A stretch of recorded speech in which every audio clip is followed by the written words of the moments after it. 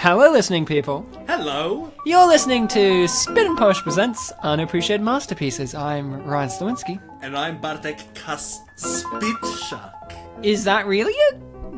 Spit, spit. Oh, because of Spit and Polish, because you have spit in your name, and we both happen to be Polish? I put it there. It's not you actually put it there? Yeah. You're like you can be... Can you retract it? You can be Ryan Sliwinski. No. It's official. Sliwinspit. Oh yeah, you do have Yeah, two get rid of the S's. ski and you could say I'm not Polish at all. You know, I have two S's as well. I could be Bartek Kasprzyszak. There you go. Nailed it like Jesus. And you know what we do on this show? Not Pray. carpentry, Oh. but crucifixion. Like Jesus. No. Well, Jesus didn't crucify people. He got crucified. Yeah, like Jesus. He's the king of crucifixion. And also with you. The Holy Spirit as well. Bartek, on this show, Spin Polish presents Unappreciated Masterpieces. What is it that we do? What's an unappreciated masterpiece for those not in the know? Well, For those are losers out there. Well, unfortunately, I'd like to correct people before they pause the episode and look it up themselves, but you know that's beyond my power. They probably just looked it up and resumed it. Yeah. But for all of you who have actually, wanted to oh god, I really don't like the way I phrase it, so I'm going to backtrack a bit. For those of you that have stayed around to listen to our explanation, an unappreciated masterpiece is a film that has been neglected by society. Society. We consider a lot of films to be the greatest films ever made.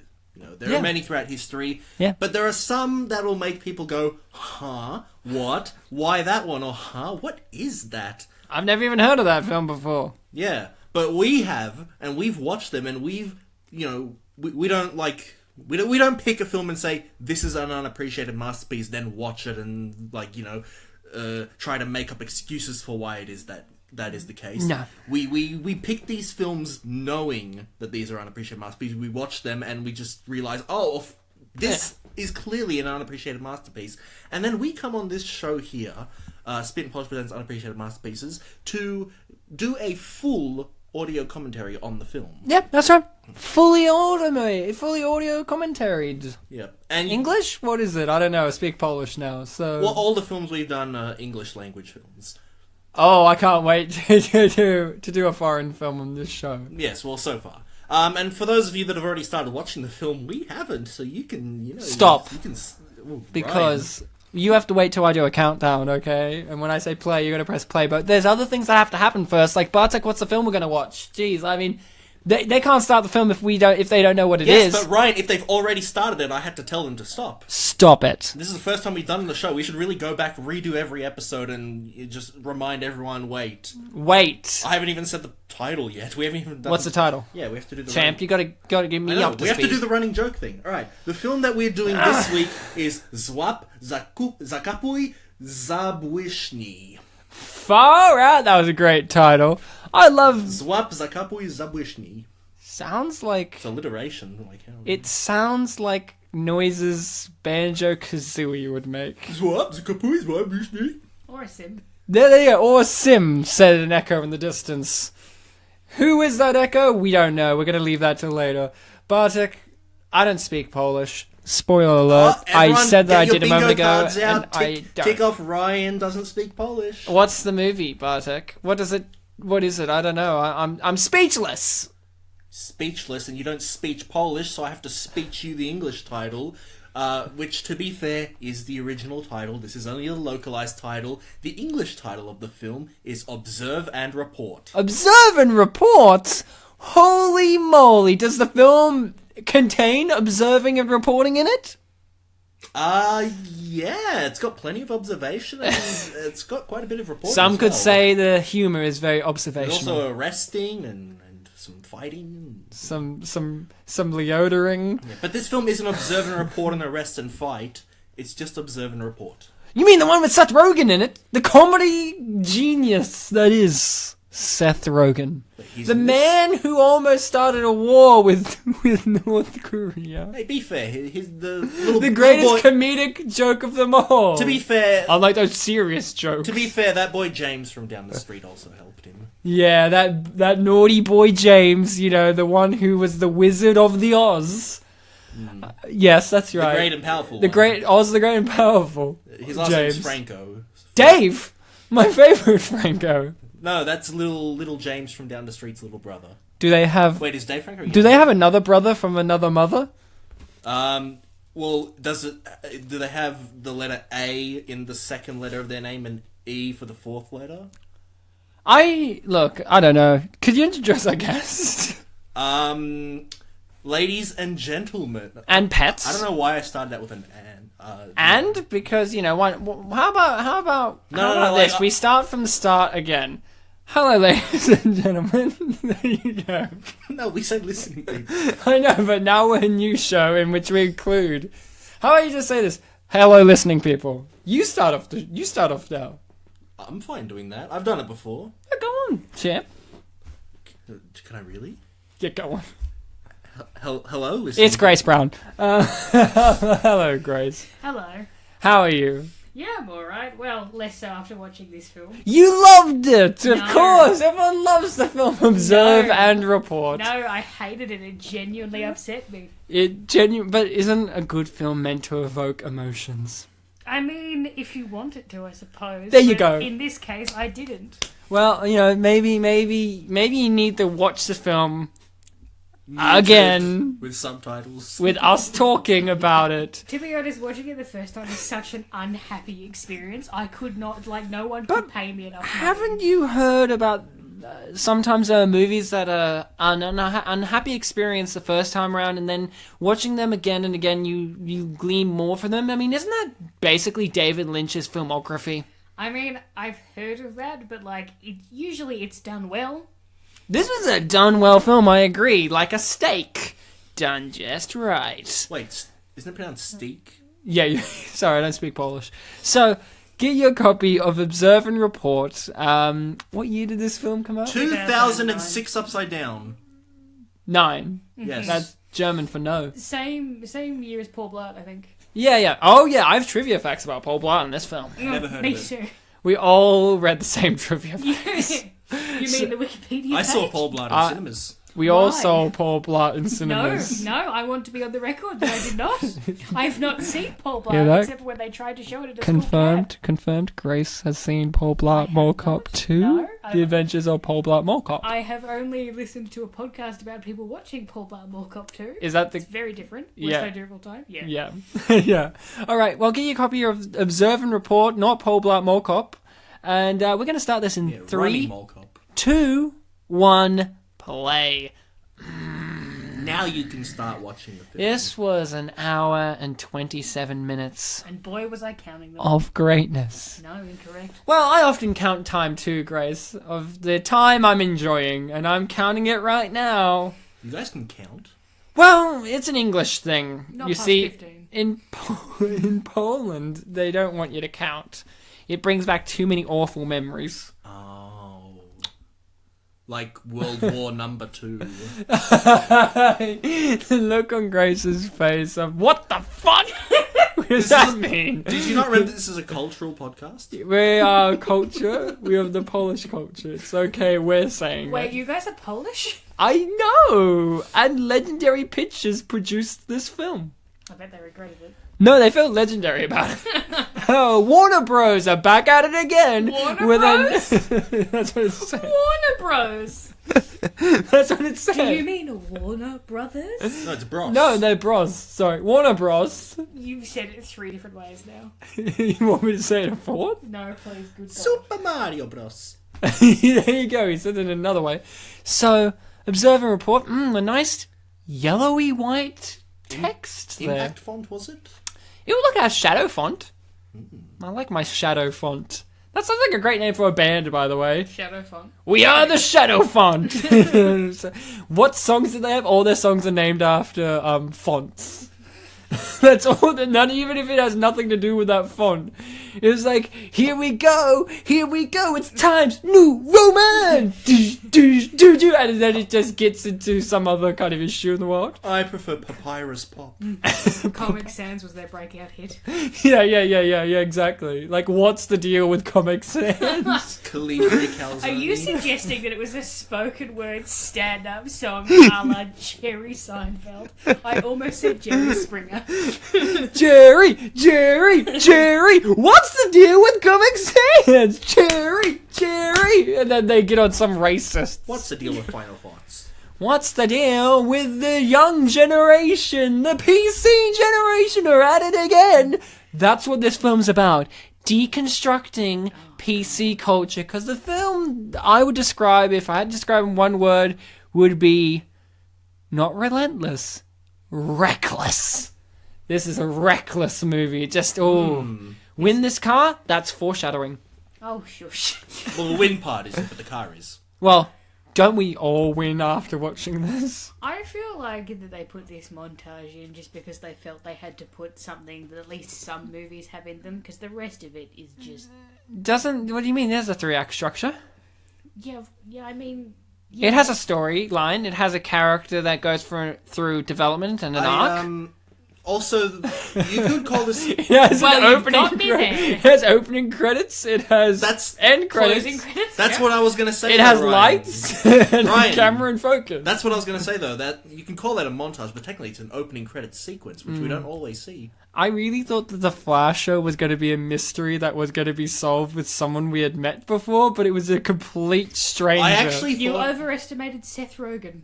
That's what you did. I thought you were going to say, like, I thought that it was Seth Rogen flashing people. And I'm like, Now you said what I was going to say. dude, I thought he was playing a dual role in this film. I Oh my God. actually winced at this because I looked at the guy and I went, oh no, is it Stephen Root?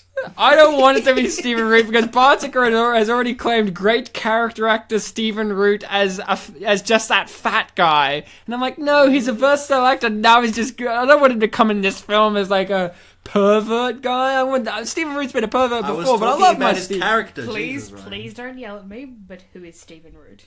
He is in everything. So he's in King of the Hill as Bill Dauterive, the voice of Mr. Dauterive. Oh, okay. He's in Idiocracy, the fat bald guy. He's in everything. So like he's in Idiocracy, for example, as the judge. As the judge. Well, these are all Mike Judge things, right? So King of the Hill, So he's a Mike Idiocracy. He's in he's a favorite. Like in Office Space. I don't know if you've ever watched Office Space, but he plays. Genuinely, you should watch Office Space. It's one of Jennifer Aniston's best comedic roles in a film, genuinely. And also, Gary Cole is fantastic in it. I don't know if you know the character actor Gary Cole, but he's great. He played Will Ferrell's dad in Talladega Nights. Oh my Him? God. I can't believe I've seen Talladega Nights. Yeah, he plays his dad, you know, his asshole dad. Yeah. He plays him, but like a corporate sleaze. But yeah, Stephen Root's in just a whole plethora of things. He was even in like serious shows like Boardwalk Empire. He rocks up in there. But he's not an observe and report. He's not. Can I ask you a serious question? Yeah, Anna Faris's boobs are good. I agree. That's not a question. So am I allowed to say the C word on this podcast? Cunt? Yes. You- So I take it I am. You Can't can't do are. that. You can't do What that. is it you do can't that. face? Wait, can I just say, does this guy not look like David Spade's son? Am I With right? a cross, don't with see a it. cross of JTT. Maybe. David Spade when he's, you know, like, with short hair. Like David Spade from, like, you know, Oh no, Just the Shoot Me, profile, Dave. I get it. Yeah. It's just something about his smile and his facial structure at certain angles. Like, not so much there. Kind of, he looks like Bill Hader a bit more there. Like, Don't you fucking rub it in. I thought Bill Hader was in this film and I was waiting for him to appear, and as the further the movie got on, the more I was hoping he wouldn't. And he didn't, and I was so relieved. So, you want to say cunt? Yeah, I want to say cunt because the main character, is it Ronnie? Yeah, Ronald. Seth My Rogen? second note, my second sentence is this guy's a cunt. Yeah, but isn't I it called always it good to... from the out. You know what I appreciate about this film, though? It's a comedy And I think this is very important. I've talked about this before. Heck, I've even worked on this idea in script form of, in comedies a lot, we have this cunt-like character of Ronnie, and they're played straight in a comedy. Like, you have Will Ferrell plays his characters a lot, Mark Wahlberg plays his characters a lot, where if you met this... Will Ferrell. Often with Will Ferrell. But, like, if you met these kind of guys in real life, they would be real jerks, psychos, nut jobs. But in a film context, in a comedy context, we just laugh and go, yeah, shove popcorn. But here's what I'm saying. This film says, hey, let's get that comedy character of the jerk asshole. And take all the funny out of him. But put the funny there still, but lesser. But actually explore the aspects of what happens if this guy existed in real life, like in a obviously a comedic reality, but in a real world situation of what happens if you got that psycho jerk from those Will Ferrell, Seth Rogen comedy films, and put him in a situation in which he has power.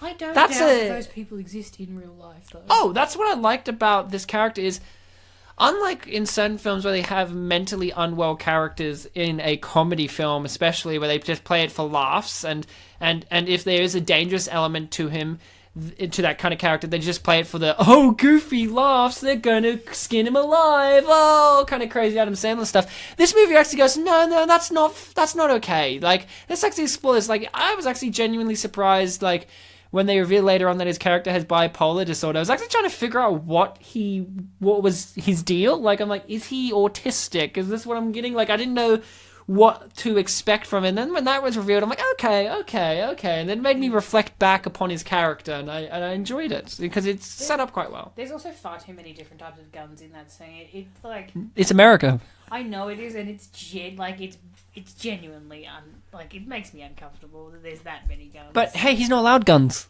in the mall. Mall cop. And also that doesn't stop him. And also he learns like that police work isn't really for him eventually. So he doesn't though. So in a way he does though. When he beats up all the policemen, he realizes it's not for him. He's just like, I'm better than this. He doesn't. He's like, no, this isn't for me. He's like, no, I'm above a cop. I'm an ultra cop. Like, I'm better than cops. Yes, but he still relinquishes the desire for a gun. I really love the mother here. She's a great character actress as well. One of my favorite trivia points in the entire thing is the speech that she gives later to him, where she's like giving the half "I care about you" speech, "You're creative," blah blah blah, is pretty much the same speech she gives to Bruce Banner in the Hulk movie, because she's the same, the Eric Banner one, the 2003 one where she was also the mum. So it's kind of like, how good would it be to be this actress and get that speech again, but you get to deliver it in like what would be a more sincere way, because it's like really, it's like such a movie thing, the way that speech goes, and even that's what I liked about this film. It deconstructs those movie values. Like, you're expecting Paul Blart Mall Cop out of this, right? No. But it's like, how about we give you Falling Down and Taxi Driver? like how about that, motherfucker? The comparisons to Travis Bickle, I don't know why they annoyed me, but they really did annoy me. Okay, so this film annoyed Grace. Spoiler alert. Yeah, I think they know. To be quite you didn't frank. like the Travis Bickle comparisons. Why is that? Because the weird thing is, what's wrong with being compared to Travis Bickle when you have a psycho character? Because Travis Bickle was a psycho asshole. Yeah, but the thing is that Travis Bickle has been done, obviously, by Taxi Travis Driver, yeah, at least one place. Yeah. And you know, it was not a comedy; it was a tonally dark film. Yeah. And you know, we don't really need another Travis Bickle because people are already trying to emulate Travis Bickle. Yeah, but maybe this is the kind of commentary on that, in which here's a guy who's emulating that Travis Bickle style and has completely no sense of irony about it. I think you were giving the right... Excuse me, it has Patton Oswalt in it. I think I know what I'm giving it. An A+. Yeah. Yeah, my notes literally just say, Patton Oswalt. Well, he did appear in Starsky and Hutch, so I don't know why you have that in question marks. The man was in King of Queens. I don't know where you think his integrity lies. I think he's gained a shitload of integrity since Ratatouille. Oh, I thought you were going to say since his wife died, and I'm like, that's pretty brutal. Dude, I would not bring that up in a podcast, and I think you know that. I think you would. Absolutely would. Bartek, what's your history with this film? The history of the film? I'd never seen it before. Ever heard of it? I might have seen... You know what? I might have seen the poster around. But I don't necessarily think that I've heard of a film where Seth Rogen has played a head of mall security and that it was a very good movie. Yeah. I hadn't heard of that. So. Thank you. So it was a delightful discovery. That's alliteration. What about you? History, any? Heard of this film before I said, get on down for the podcast of a lifetime? I'd heard of it, but like I said, I thought Bill Hader was in it. I think I was probably thinking of the wrong film. And you're thinking it was an outrageous comedy? Yeah, did Seth Rogen and Bill Hader play cops in Superbad? Yes. That's what I was thinking of. You should watch Superbad. No, I shouldn't watch Superbad. I know I wouldn't like it. It's actually a little bit more... McLovin. It has McLovin in it. Oh boy. Sorry, I have to go watch it now. He's been a gift to the world of comedy, that actor, McLovin. Christopher Mintz-Plasse. He's been great. I've appreciated his work. He was alright in Kick-Ass. He was great in Kick-Ass. He was also great in the remake of Fright Night. I actually quite like Fright Night. Have you done Fright Night? No, it's too good for this. It's an appreciated masterpiece. How people do not love Colin Farrell as Jerry the Vampire will astound me for years to come. Maybe Ryan, choose your words a bit carefully. Too good for this. Well, too good in fact. Common, it's too much of a bourgeoisie film. I fucking hate those bourgeoisies. Anna Faris. My history with Anna Faris is I've seen her in films. My history with this film? I think that's most people's history with Anna Faris, to be honest. No, Chris Pratt, senior in real life. So, my favourite little joke that's happened there. During that scene, the other guards placed down traffic cones. Like the little red cones. Which I think we can count as the first joke for the film. Excuse me, you clearly didn't see the flasher. Not even in this film is that a joke. In Ray Liotta's life, it's a joke. He's like, I was in a film with Seth Rogen. Psst, hey, Ryan, what's something that I haven't said on this show for a long time? I love you, Ryan. I do, yes, but... Thanks, buddy. I was actually thinking more along the lines of, I did a quiz. Oh, fuck yes! Is one of the answers to the quiz who played Ray Liotta's character? Was it A, Ray Liotta, or B, Will Smith? No, it wasn't. Damn it! It was a 20-question quiz. Oh, yes! Where I got 18 out of 20. What were the two that you got wrong? Well, one of them was bullshit. I should have gotten 19. It was bullshit! It was bullshit, I tell you. Was it who played Michael Pena? The bullshit one was, after Anna Faris threw up, what did Seth Rogen do? Which time did she throw up? Because she throws up a bit in this film, doesn't she? Mm. Oh, when she's in her yard and she's like... I know, he walks into the door, yeah? Yeah, but doesn't he kiss her? Oh, yeah, he kisses her. Yeah. I said he kisses her, but the correct answer was that he has sex with her, but... Well... Kissing is the immediate thing he did. The immediate thing? Was it an option? Yes, that was what I picked. I said kiss. Quiz. You got 19, buddy. Yeah, I thought the Flasher was going to be revealed to be the head of the mall. Like, for some reason, I thought, it's going to be revealed it's someone we know. Yeah, you'd think that it would be a twist like, who is it going to be? Like, Michael Pena was the twist of who's robbing it. So it's like, oh my god, the mall's corrupt. Yes. But anyway, another commentary on capitalism. But anyway, Ryan, back to the quiz. I've brought in only one question this time. Oh, fuck yeah. I had another one, but I was like, it was about, what does she call the waitress? Yes. I can answer this. Yeah, it was Nurse, but... Nurse, because it didn't make any fucking sense. Well, it's because Anna Faris was improving, and you see, improv can be a good or negative thing when it comes to comedies and film. Was she genuinely, or are you just saying that? Can you... No, I'm genuinely saying that. Like, can you not tell by how films work when you can tell actors are improving and when they're not? Well, in these comedy films, there's very obvious, that was an improv. I genuinely know how films work, but I argue that this is a film, to be honest. Oh, yeah, no, it's a film, but with moments of improv. Like, it's way more constructive comedy film than a Will Ferrell movie. But Bartek, before we get into why Will Ferrell sucks, tell us your quiz. You are so on Will Ferrell today. I love that guy. The question Daddy's back. that I've brought on is, who does Ronnie live with? His mum. That is the correct answer, but the other options were his brother, Could be. his sister, Could be. or Paul Rudd. Just Paul Rudd. Not a character. The actor. Just Paul Rudd. The actor Paul Rudd. I didn't realise that this was an observe and report quiz. I cannot believe that exists. Yeah, 20 questions. 20 questions. Who did he live with? Paul Rudd. Is that kid from something? I feel like Yes, from he's in something. Breaking Bad. He's in Like Mike. I've not He's in seen Battleship. Breaking Bad. I've seen Like Mike. I've not seen. Wait, is he the Battleship. bully from Like Mike? He's the bully from Like Mike. knew his him somewhere. his nickname is Meth Damon because he looks like the methed up Matt Damon because he did Breaking Bad where he manufactures meth. Okay, that's actually a little bit clever.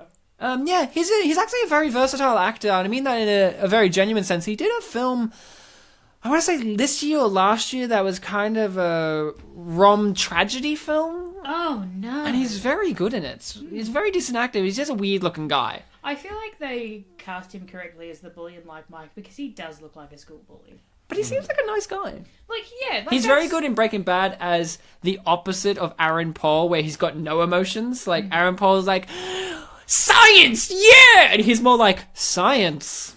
It happens. Yeah. But he has, like, that doughy-eyed smile that makes you think, oh, he cares. He also is a neo-Nazi, so in Breaking Bad. I was about to say. In Breaking Bad, not in real life, maybe with that haircut. It's not a neo-Nazi haircut. It's just awfully white blonde. hair. It's awfully blonde. Okay. You don't hang around enough neo-Nazis. I'm glad. So I'm glad too. Unless you're the neo-Nazi of your group and you don't know it. Alright, no, don't do that. Reminder, everyone, this is a cultural Polish podcast. We're the two Polish people and Grace is not Polish, so that narrows down the neo-Nazi in the room. No, but... Okay, I can't believe I have to fucking say this, but I'm not a fucking neo. You're like, I have to say... Neither am I. And that narrows it down And to Ryan? me. Oh no! Vote Trump! Ah, Nazi hand down! Vote- It's okay, we're Polish. We can say this. We suffered it from the Nazis the most. The most! Grace, there's no Polish Jewish people left after they came in. It's a true fact. We got the lowest Jewish population out of a major Western society. I completely missed the stealing montage on my first watch of this Well, film. I'm glad you watched it the second time because that may have been the clincher for you liking this film. Check out this amazing shot. Chops, transition. lobster steaks. I actually Oh, thought, it's nighttime. When are we just going to wait for daytime? oh my god, it's his lights from his car, and oh my god, it's day now. That was a really nice transition shot. My history with this film, I know it's been a while. I've heard of it, and I thought, oh, it's that Seth Rogen Paul Blart Mall Cop movie. I can't wait to watch it with my good friends Bartek and Grace. The That's thing is delightful. that Paul Blart Mall Cop was filming at, like, according to the Wikipedia page, was filming at, like, the same time.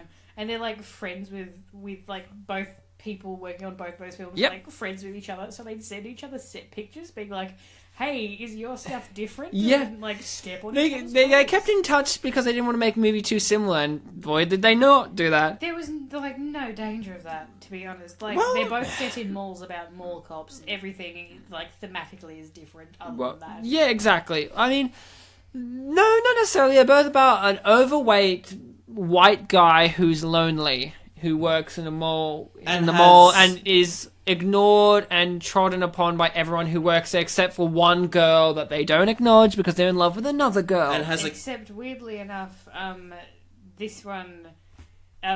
weirdly enough, one of them, the overweight character, is actually treated, like, pretty well for being an overweight character in a movie. And Oh, they don't weirdly make fat enough, jokes about him, It's yeah. not Paul Blart! Yeah, they don't make fat jokes about him. It's No, they because don't. Seth Rogen isn't fat enough for the fat jokes at this point, like maybe earlier in his career.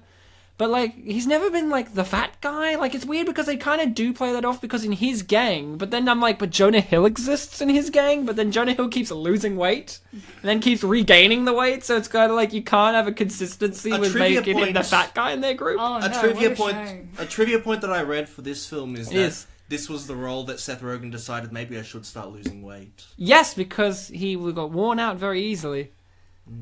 I mean, hey, it is kind of bad that Jonah Hill keeps losing weight and regaining it dramatically because that's not good for the body. Yeah. Because he's method acting way too fucking hard. Like, what was it? He was in Moneyball and he had lost a dramatic amount of weight, and then he did Wolf of Wall Street and gained it all back. And now he was in a film like War Dogs and is like double the size of what he was in fucking Wolf of Wall Street. And now he's lost it all again. Pretty crazy. Ryan, we're at a major scene right now. Oh, the fuck you scene. But I haven't seen a fuck you scene as good as this since Cutting Class with Brad Pitt. The thing is that like a lot of actors do that, but like just because Jonah Hill was like overweight beforehand, like what's Batman? Michael Keaton? Fuck off, he's my favourite. Like how you actually went, yeah, Michael. No, fuck off. I didn't say yeah. So record it back. He said yeah, definitely yeah. What is his? God, I always forget his the name. recent one. Christian Bale. Thank you. Ben Christian Affleck. Bale. Ben Affleck also applies. Ben Affleck. I mean, like, Christian Bale's scary though with his method acting. He did The Machinist. Yeah. Like, but they also like lots of actors go up and down with weight, and like, yeah, it's not because I believe didn't Christian Bale do permanent damage to his body by doing that? I could be talking square. You're thinking of Matthew McConaughey did. I am thinking of Matthew McConaughey with Dallas Buyers Club, and he has never looked the same. That's also why his career's gotten better, because he looks slimier. I think the key to Matthew McConaughey... He's just a greasy boy now. The key to Matthew McConaughey's reconnaissance, as he calls it, is that he calls it that? Yeah.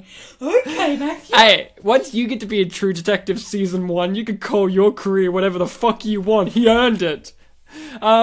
Matthew McConaughey, the key to his career of being good is he has embraced the fact that he's a sleazy motherfucker, while before he was not embracing that and claiming that he was this sexy guy whose shirt should always be off.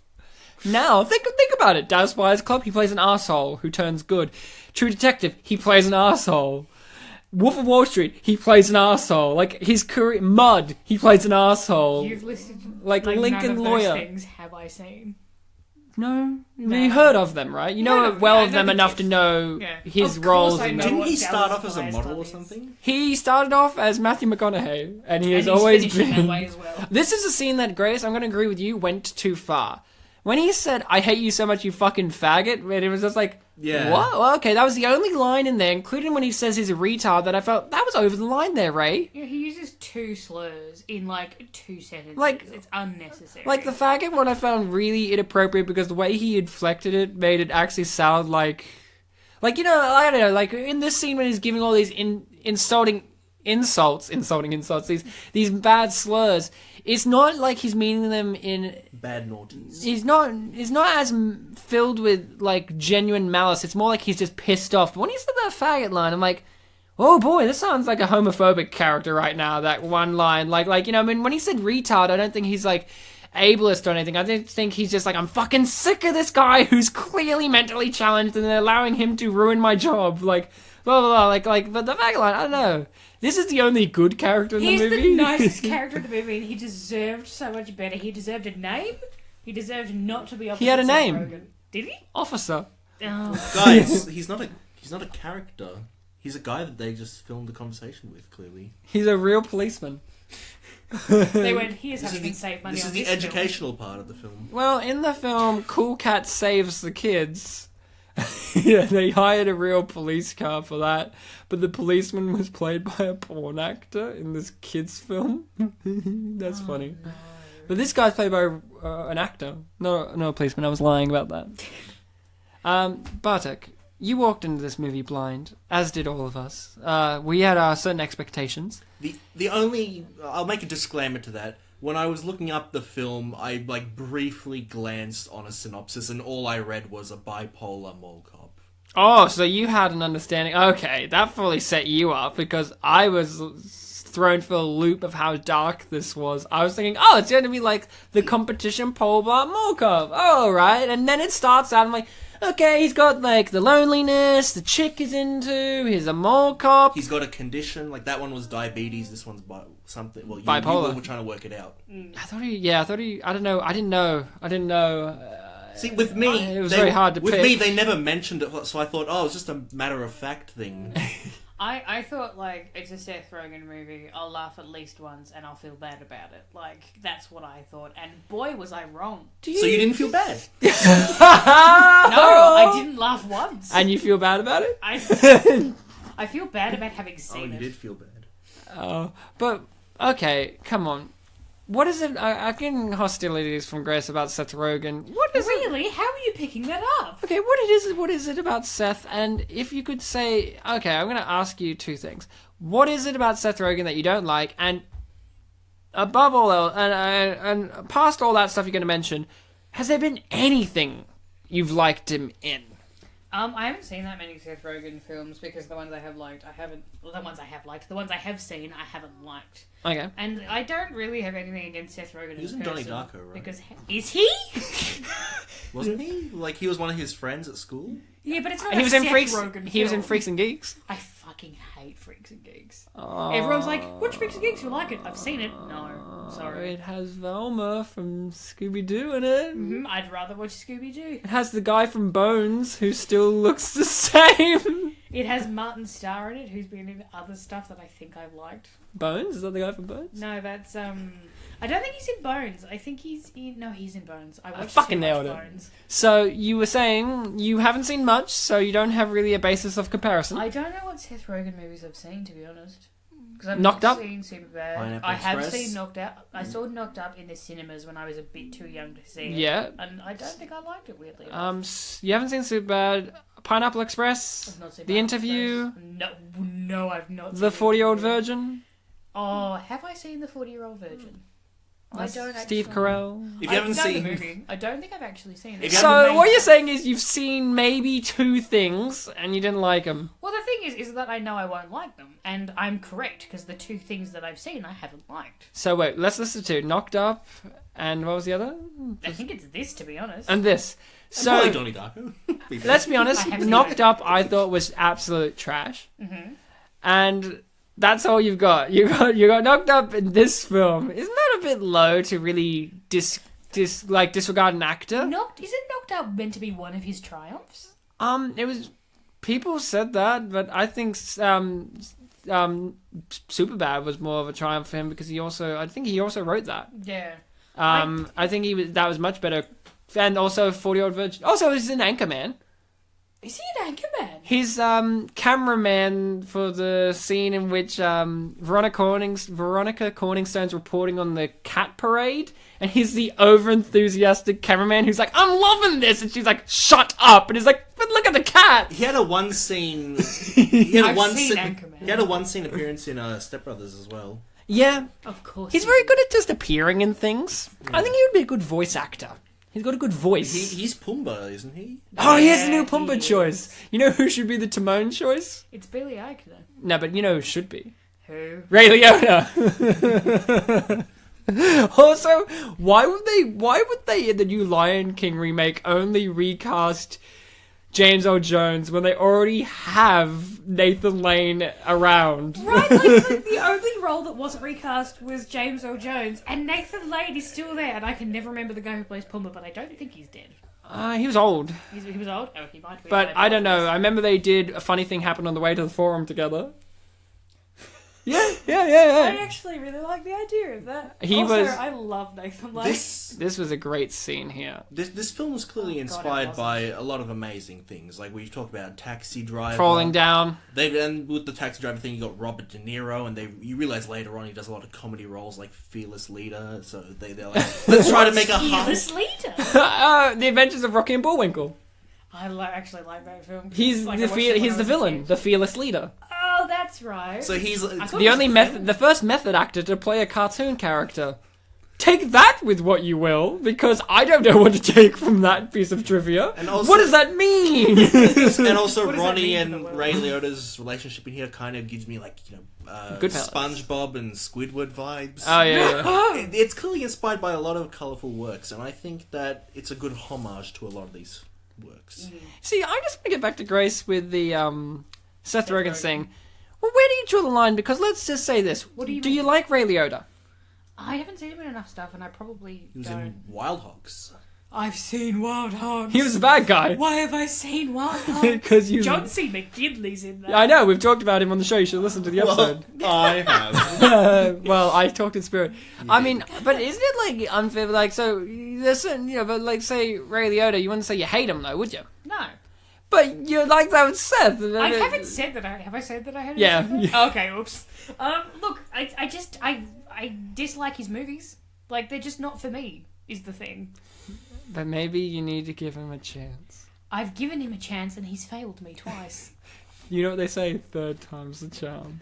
Oh my god. Maybe. You should watch 40-Year-Old Virgin. I thinking about it, I probably saw it like when I was a bit too young to really know what was going on. My fun fact Is about... Paul Rudd in there? Yeah. Yeah. I've seen Everyone's in it. So, Jane Lynch is in it. Paul Rudd... You know Jane Lynch? I do. Jane Lynch has done like She's in like, everything. varied amounts of stuff. Maybe She's you great should in Glee. Maybe you should Correct. see the real Seth Isn't Rogen. she great? Well, actually, she's great in that. Sorry, role. Bartek. She said that Jane Lynch was not great in Glee. I mean, yeah, he said like not great in Glee, and I'm like, how dare you? That's the only thing Glee's good for Sorry. is Jane Lynch accent.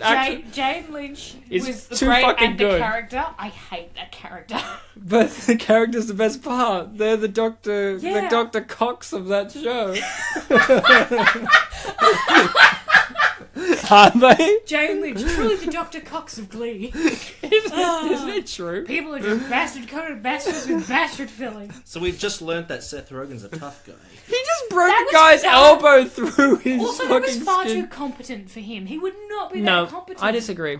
I know you do, and I disagree with I you think it's disagree. it's one of these things. You know, I don't know how you feel about this as a thing in films where characters have this special talent that's just fully formed in them. You know what I mean? In fiction, like Seth Rogen, naturally without any practice, is good at fighting. I feel Like, I think that's just a thing that is inherent in writing. Like, he's really good at fighting, but he's had no experience to... Like, it's just inherently in him. It's just like, that's his trait that he's good at. Yeah, but 100%. I feel like there's places in films where that makes sense, and then it's places where it's just like, well, we needed this for the narrative to carry on, so we just put it in. Yeah. There's no reason for this, but it's But here now. don't you Enjoy think that it. the character's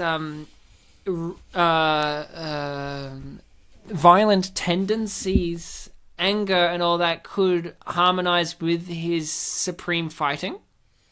Well, possibly, but I feel like I probably would have. I just wanted him to get his ass handed to him so. Did you not like the cop scene then? No, I didn't, because it was just a whole bunch of cops just kicking a guy on the ground. Could I point out one thing? It happens a bit later in the film that I was kind of impressed by on terms of Seth Rogen himself. Yes. During the training montage at the police academy, Which is coming up like soon, I think. yeah, there's a part where you see him like run through a bunch of things and he kind of like cheats through and like he pushes someone over and like he goes under like a thing you have to climb over. Well, in the part where he pushes someone over, he jumped on that thing, used his whole body to push the guy over, and still ran across without like tripping or anything. Yeah, like I He think here he cheated, is. but used more effort to do so. I think that was pretty impressive. I just, What a legend. from memory, like there's a Queen song over the top of this. This montage. movie does have a lot of songs It's in it. got some good music, and I'm so annoyed. So did Suicide Squad. Yeah, that's a very good point. A lot of bad movies do have good music. I didn't say this was a bad movie. I did, so there you go. It's okay, you could be wrong about this. Oh, I think this is could it. be, but I'm not. It's subjective. Yeah, this is the part. He just goes, pushes, Oh, a woman. You mean doesn't- a woman. Was it a woman? Yes. Yeah, it was a woman. Oh, I'm sorry. Take that. Fuck you. Yeah, just he's crushes. cheating. And then this poor old guy. He just doesn't come out. No, he does. What? He does. Yeah, but how did he get past him Yeah, so it's easily? like a little Roadrunner and Wile E. Coyote gag. Yeah, get it? Which one's he? What I will say for Seth Rogen is he puts everything into this character. Like, Yes. he actually does this character quite well. Like, he never gives up. He's, like, fully... He's always into his characters. Like in The Green Hornet, he was really in there. Oh, I've seen The Green Hornet. That's another Seth Rogen film I've I don't seen. like him in that. I saw it years ago. I couldn't remember it if I was paid to. We did it on We the did it show. on the show, and That's right. You did, didn't you? it was a very fun movie. It's the first. It has Christoph Seth Rogen Waltz we in did. it Oh, yeah. as Christoph- Bloodanovsky. Was that like the first It has movie he Hopper did from- after Inglourious Bastards? Yes, it had Hopper from Stranger Things. Is he in that? Is Yeah. Jim Harbour in that? Yeah. Okay, I might have to rewatch Green Hornet. Also, Cameron Diaz. because for a while, Cameron Diaz. for a while, it was kind of known like that I liked superhero movies. So someone at some point bought me the Green Hornet, so I have that on DVD. The Green Hornet isn't so much a superhero movie, just a hero movie, because they're not super. It's like a vigilante hero. From memory, It's the a vigilante person movie. who bought it for me got it confused with Green Lantern. Well, it's better than Green Lantern. I've seen both of them. Green Lantern's And better. Green Lantern sucks. isn't entertaining either. No, Green Hornet's really good for, what was the... Kato. The guy who plays Kato. Man, I want that guy to have a film He's a career. proper martial artist, isn't he? The dude who Pop plays- singer. Pop, what? Really? Pop singer. That's kind of K-pop? I believe so. Or J-pop, can't remember. K-pop. But you know who's a real singer of the stars? Cool. I'm gonna hate this. Anna Faris. Her accent in this is I did not notice top notch. She's putting on a Jersey girly kind of it. Okay. thing Yeah, going it's on a lot of here. the inflection going on. Is Anna Faris okay? Like, I see her in some films and I'm like, I don't know, are you alright, Anna? Like, I don't know. I worry about Anna Faris. She's one of these people that's like, if you hear that she OD'd, would you be surprised? Would you? That's a very big thing to say. I feel Hey, I wasn't surprised when Philip Seymour Hoffman did. Were you? a little bit. Yeah. Were you surprised when Amy Winehouse did? Well, no, not. There you go. I'm not surprised at So all. you're saying that you think Anna Faris has a lot of demons? Is that what you're saying? Yes, because she brings them into a lot of her roles, including this one. I agree with you. I agree with you on this. Especially in this role, like when she sees the Flash's dick. There's something like in her acting village, she just snaps and it becomes like that's the moment in the film where you realize that her character isn't just this two-dimensional bitch monster. Like that they set her up. Like she's Is got that some the more moment? layers to her. Mm-hmm. Or what? That she's a bitch monster. No. Is that when that happens? Like when they snap and make you realize a bit more to her. Yeah, I think so. Okay. Just the way she reacts to it. She's like very vain but very hurt at the same time. Like Is it really an American thing for like fast food employees to have really embarrassing uniforms? Is that a thing? yeah, so is it? Because in Australia, it's pants and a shirt, Yeah, but sometimes you have to wear a little McDonald's hat. or a brand new McDonald's T-shirt. Or maybe Australia is just not good enough to realise how good aprons are. I wear an apron at my work. It's very good. Does it save you? It saves me from like having to wash my pants after spilling one thing on it. There you go. Because I spill it on the apron and work washes the apron. Enjoy. Enjoy, but do you have to serve coffee to Will Ferrell? No, why would I? Right, have to do what about Seth Rogen though? Ah, that? Again, why would that ever happen? why wouldn't it? Seth Rogen and they- Will Ferrell appear in places like The Mist. Like Doncaster. Yeah, like that. And they might say something funny too. They might. I wouldn't bet on it. It's too tight in the butt. He looks like Dwayne The Rock Johnson in that one photo That is where what- he's leaning. Yeah. Is that what it's supposed to be? I don't know. I genuinely think that's the gag. Like, he looks like Dwayne The Rock Johnson in Are that those- one photo where he's got a tissue Well, he looks underneath like his he's- elbow. Are those zip-off cargo pants? Yes! Oh no. Oh, He looks like he's gonna be like a sleazy criminal or something. he looks like a mum. Yeah. I kept thinking, like, those his mum's clothes. Oh yeah, maybe if you didn't have the chain necklace. No, thing. but that still seems like a necklace. Like, I think for me, when I saw that, I'm if like, he had lipsticks and like earrings, maybe. and curlers. In his short cropped hair. Yeah, but we're saying in And situation. maybe I some see. big glasses, grand And glasses. no, he has to wear those. No, not glasses. He wouldn't wear glasses. He would have a hearing aid.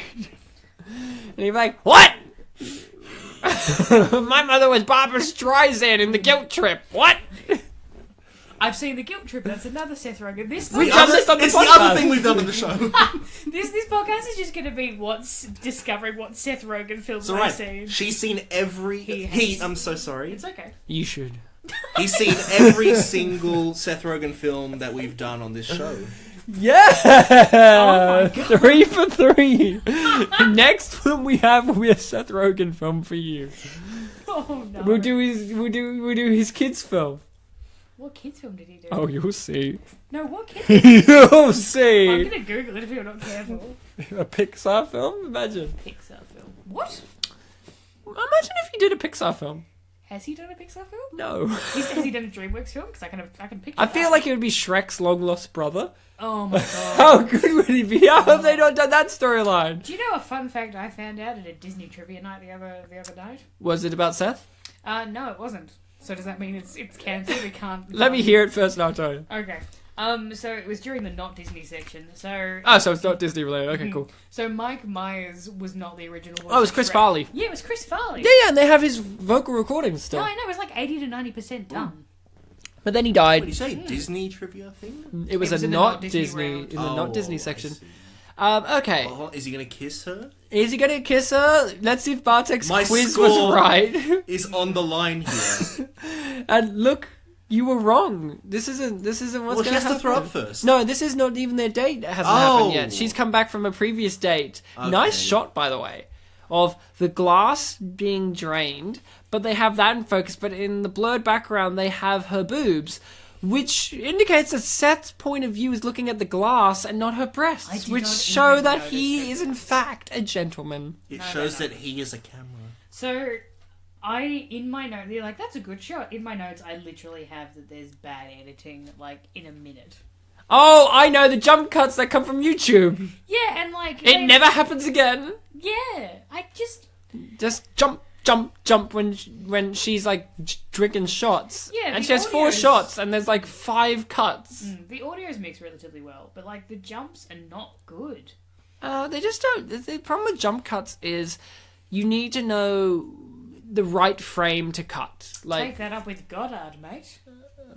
Goddard sucks. So Oh, yeah, but he invented them, didn't he? yeah, well, you can. Film theorist arguments will go on for years about that. Okay. Your Bee Gees cover song. Isn't I it, did guys? half a film degree, surely I'd know. Who, me? No, me. I did a full film degree. I I know know. fully that I'm right and that Breathless sucks. I fucking hate Breathless, and if you think it's good, fuck off. I didn't. Was that the French one? Yes, it was a The only sucky black French and white movie. French one where he thought he was Humphrey Bogart, and guess what? Newsflash, you weren't. Hold you on a suck. second. Go die. Hold I on a hate. Oh wait, you're dead already. Tough. I love the part where he shot the sun at the beginning. Yeah. What was the French title for that film? A bout de souffle. A bout de souffle. I don't speak French. I was Probably- thinking probably of not Belle meant to de pronounce the Jour. T. So- Belle de Jour, that's the same unit that we're thinking of. So I want to ask something here. It's one of the few film units I did. The medication that she's taking from him.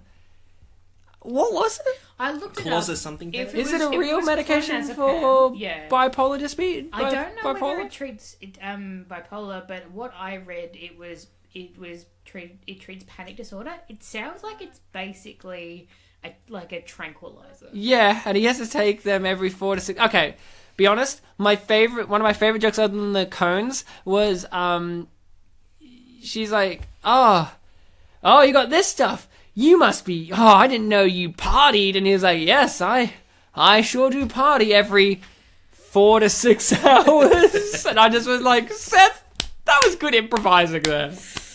It was like as good as Chris Pratt in Parks and Rec, where there's one bit where it's just like, oh, I've looked up my symptoms and it seems like I have connectivity problem issues. And Ryan, isn't that That's a Michael Schur's favourite joke in the thing as well. And Ryan, could I just say, isn't that a brilliant subversion of film conventions where in movies, normally you don't read your line from something, but here we got an amazing joke where he has to read it. Oh, that was actually pretty good. Brilliant is a word. Could you imagine this film with Dwayne "The Rock" Johnson as Anna Faris? Even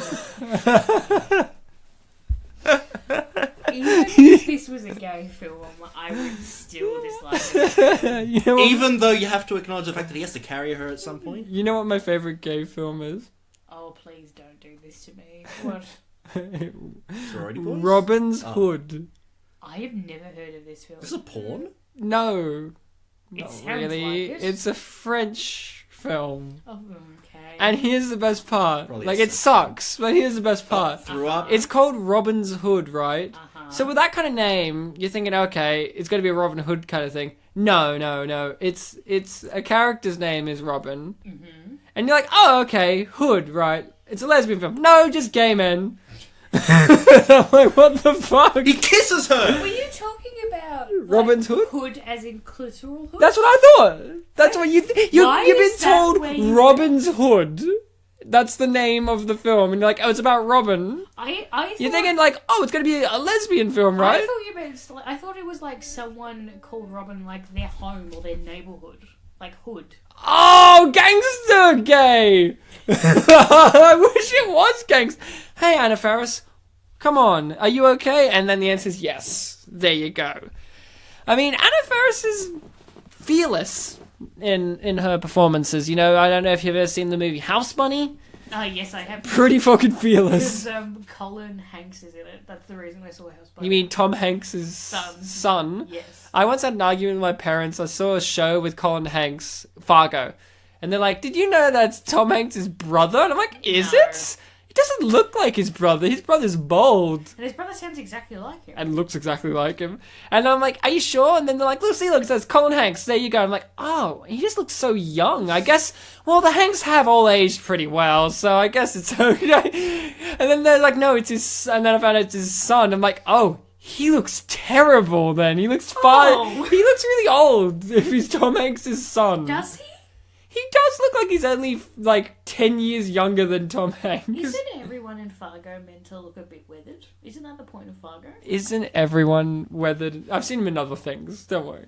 What other things have you seen Colin Hanks in? There's this cute little 10-minute comedy show that he's in which it's about a family in which they tell it from all the different perspectives. Generations, yeah. Yeah, that's really good. Yeah, I don't know what it's called, but I've seen bits of it. Yeah, so Bartek, this is the important scene in which he lays out his views on the world, that he will sort everything out with a gun, and then the end of the movie proves that he's right. Even if it's not a shotgun, Sarah it's a gun. Connor's nightmare sequence from Terminator 2 could have really used a shotgun. I think it would get on with Sarah Connor. I think what I dislike about a lot of Seth Rogen movies is that the character, like, turns out to be, like, rewarded by the plot of the movie, even though, Isn't that most films with men in the lead? That's actually a very good point. I was actually thinking, Ryan, Like, No, yeah, shit, you're right. Ryan, when we did the Guilt Trip, Liam did point out that a lot of American films like this and like the Guilt Trip do have that one scene later on where the character's like being affirmed or they like clapping. yeah. And I was wondering when I started this film, let's see if there is a scene where he gets clapped. And yes, when he captures the pervert, It's a slow clap. they clap. Chlamydia is pretty slow. Sorry? Yeah, no. I genuinely didn't hear that. It's Me okay. neither. Okay. You heard it. Well, it was recorded, so we can play it again. So I think there's a great video by Now You See It in which it details the difference between American and British humor. And what you just described is a perfect example of American humor where they get clapped at the end. It's like, good luck, Ronnie, all this kind of stuff. Happy-go-lucky. Like the American Office ends with Michael Scott having a happy ending in which he has a fiance and another job, while the British Office ends with Ricky Gervais begging for his job and crying. And that's how it ends. Like this, if this was a British movie, which they already did called The Guard with, it's similar. The Guard with, I'm forgetting the guy who plays Alan Partridge. Oh, Steve Coogan. That's depressing. And funny, but very British. I think Steve Coogan He's not and as Ricky psychotic, Gervais he's more are just like, quite oh, similar. huh? I think Steve Coogan and Ricky Gervais are quite similar. I think Steve Coogan is the John Cleese of the modern age in terms of pompous Britishness of comedy, and Ricky Gervais is more your Eric Idle in terms of. Oh, I disagree. Yeah, no, I don't. You If do- you had to of go in the course Monty you don't, Python Sam. cast, he's more. I mean, Ricky Gervais is actually more like your Ronnie Barker. What? My car's named after Ronnie Barker, and don't you know. slight me in this way. Do you not like Ricky Gervais? Not really. Oh, okay. Well, we're gonna. Like, Do you, I like who's some- a comedy person that exists now that we all know that you like? Apart from Russell Brand. That's like Oh, big no? one. A big That's one. a big one. Don't just say Bill Hader because he's not a leader. He's not the leading I guy. wasn't gonna say Bill Hader. Russell Brand. I Just say don't it. like Russell Brand. And To be we've honest- been through this. To be honest, I do like Russell Brand because of one reason. He saved one film for me that I despise with all my guts, which is Forgetting Sarah Marshall. He's legitimately the only person in that movie I can watch and be like, I empathize with someone. You don't like the scene of Jason Segel at the piano? I don't like Jason Segel. That's I fair. hate that guy. That's fair. I hate him. Except in Gulliver's Travels. I loved him. Who's the big comedy person that I like? Yeah. Because it seems like you hate everyone. I like most of what Dawn French has done. Oh, yeah? When was the last time Dawn French did something? The Coles insurance ads, thank you very much. Yeah, I said something. That is something. Okay. It's a So we know where paycheck, right? Grace lies.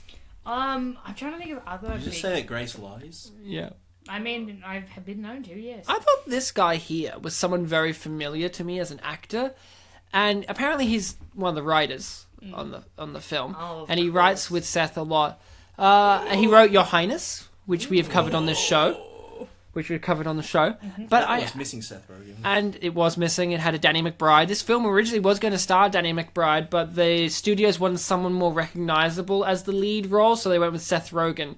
Danny McBride did appear in this movie as the crackhead. Danny McBride I don't. probably would have done just as good a job. He would actually be, I think, better and worse, because when he plays uncomfortable, there's no fun. In Danny McBride's uncomfortable. At least with Seth, there's a little bit of humor there. Like Seth smiles more. he's smiling. Like Danny McBride, he's a bit too crazy. Yeah, like Seth Rogen is a bit more human, whereas Danny McBride is a bit more caricature. He's like a monster. Let's put it this way. From the Black Lagoon. Let's put it this way. In This Is the End, Danny McBride's actually more of an antagonist. Yeah, if this was the movie... I've seen This Is the End. Yeah, if this was the movie... Oh, did you like Seth Rogen in This Is the End? No! Whoa, What about Michael Cera? No. He was the character I think that I disliked the least. Who, Michael Cera? No, Seth Rogen. Oh, yeah. Which was rare for me. Oh. That surprised me because earlier when I was being interrupted a lot, I was going to say, well, you've definitely not seen This Is the End where he plays himself. Well, you'd be wrong then. Good thing I we wasn't. interrupted you. I've both. actually wanted to watch the interview because I wanted to see the hype about a movie that nearly started World War III. Apparently it's got It's some on funny Netflix. moments in it. I hear the guy who plays Kim Jong-un's very good. Yeah. Isn't that the dude from Fresh Off the Boat? Oh, I love that guy! So, this is a quality podcast. Here's Ray Liotta giving it a 10 out of 10 performance. You know what? I feel sorry for Ray. The actor? I do. You know why? He had the chance to be one of the greatest leading men of his time. He did Goodfellas.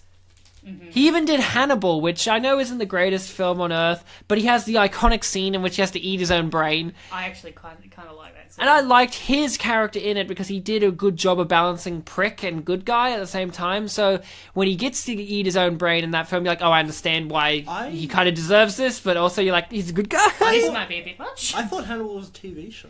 There's a TV show called Hannibal. So it's There was a movie the that books came go, Red Dragons, Silence of the Lambs, Hannibal Rising. Oh, okay. So they're all like Red Have- Dragons first, Have you Silence done second. is it Hannibal Rising with the French? No, I and haven't. Hannibal? No, I haven't even watched it. I have, when I was going through my Hannibal phase. Loved it At the time, yes. I think my opinion would be very different now. because it doesn't have your homeboy in it, Anthony Hopkins.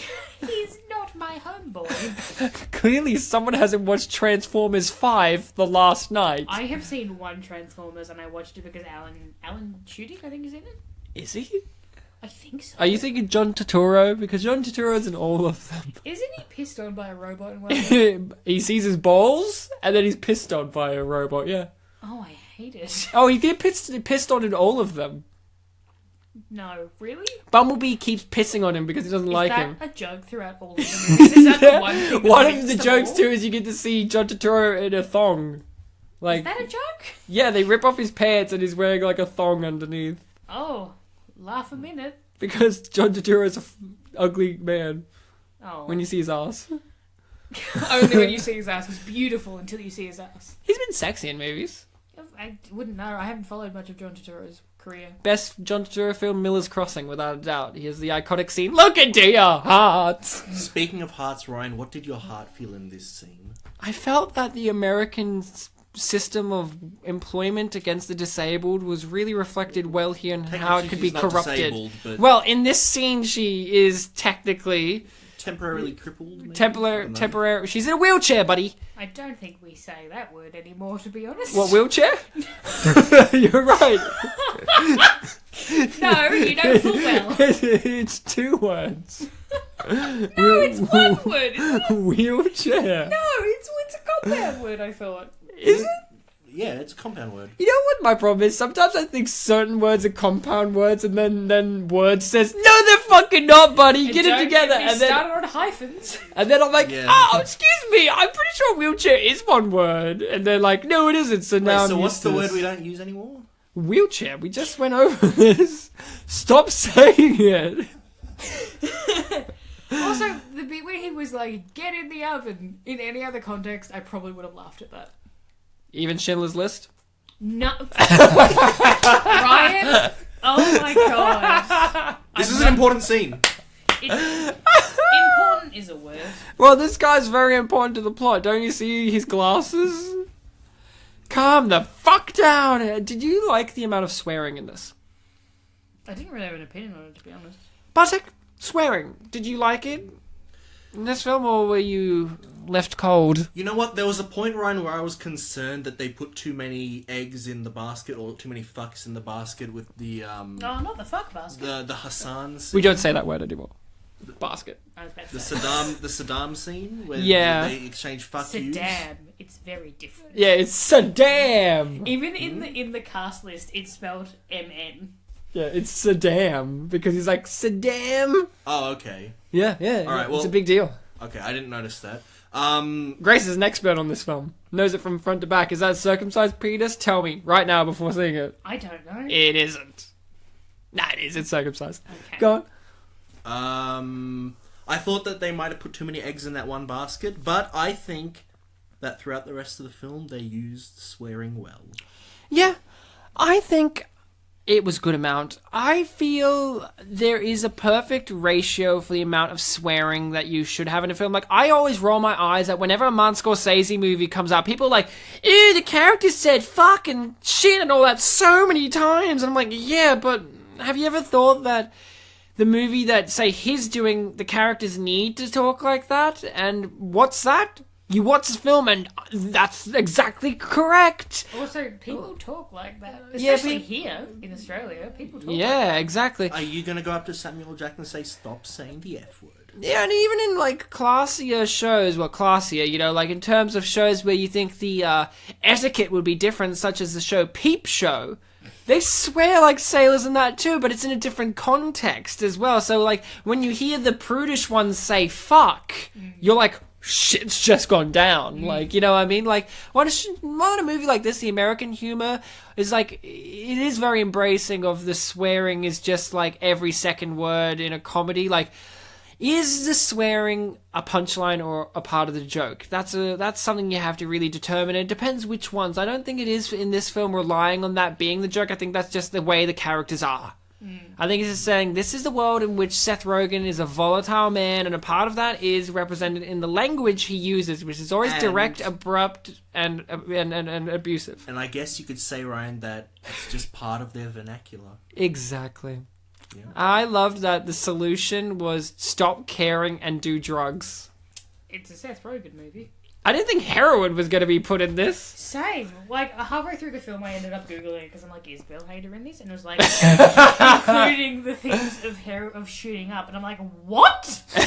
Well, you know what is interesting? You guys, well, actually, more so Ryan, I think, brought up the possibility that the identity of the flasher, the pervert, would be a plot point. Yeah. Did we focus on the idea of who could it be that robbed the mall? I thought it was the Flasher as well.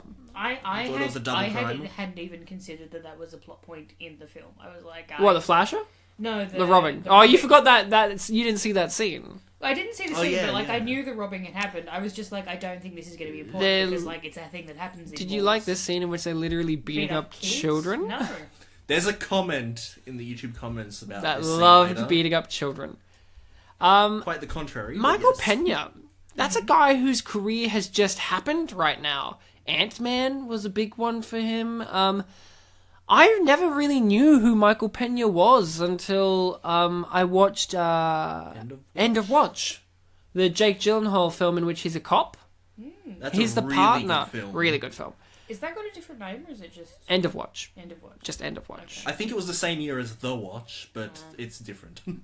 I think it's actually a bit before. Maybe. But yeah, it's a very serious film, very weird. And Michael Pena's just been in everything. This year he was in Chips with Dax Shepard.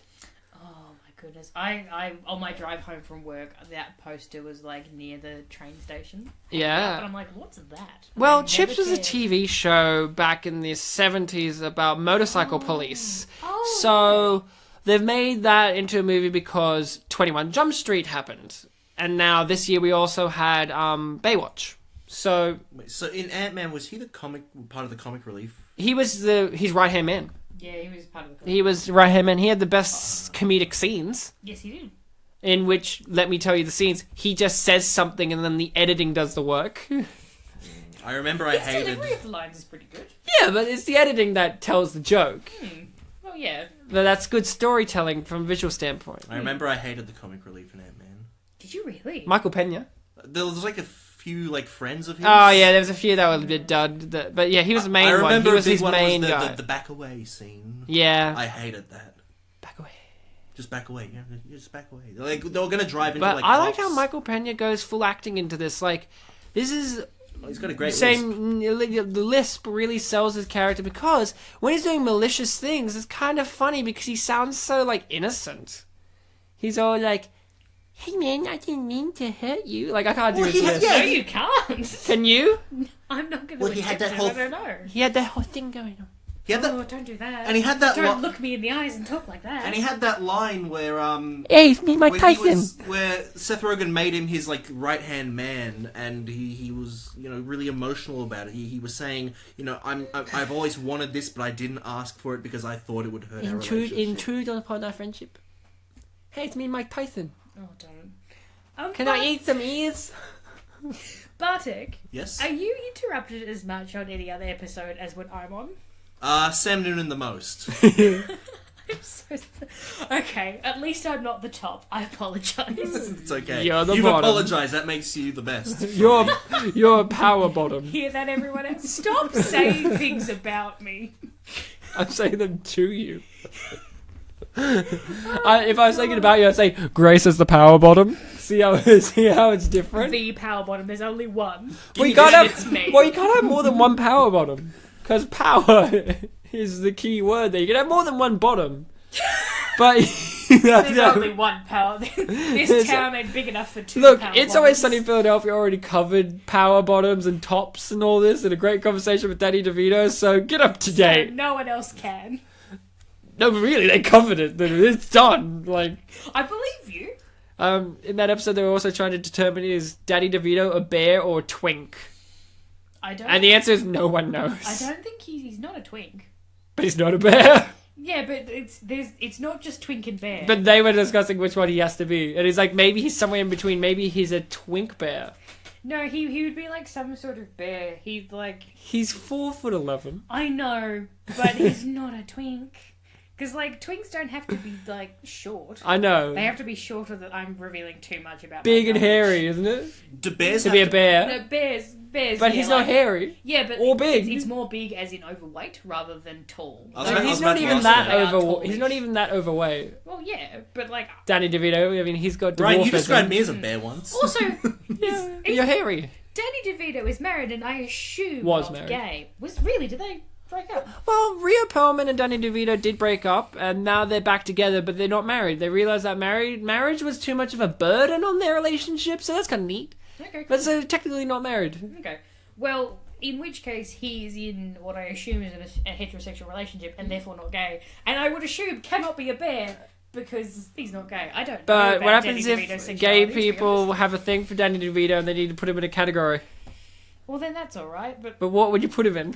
I would put him in bear. Seth Rogen's a bear too. No, Seth Rogen not in this film. He doesn't is have a facial bear. hair in this film. Seth Rogen, when he has glasses and a beard, is a bear. But he's a bear in general.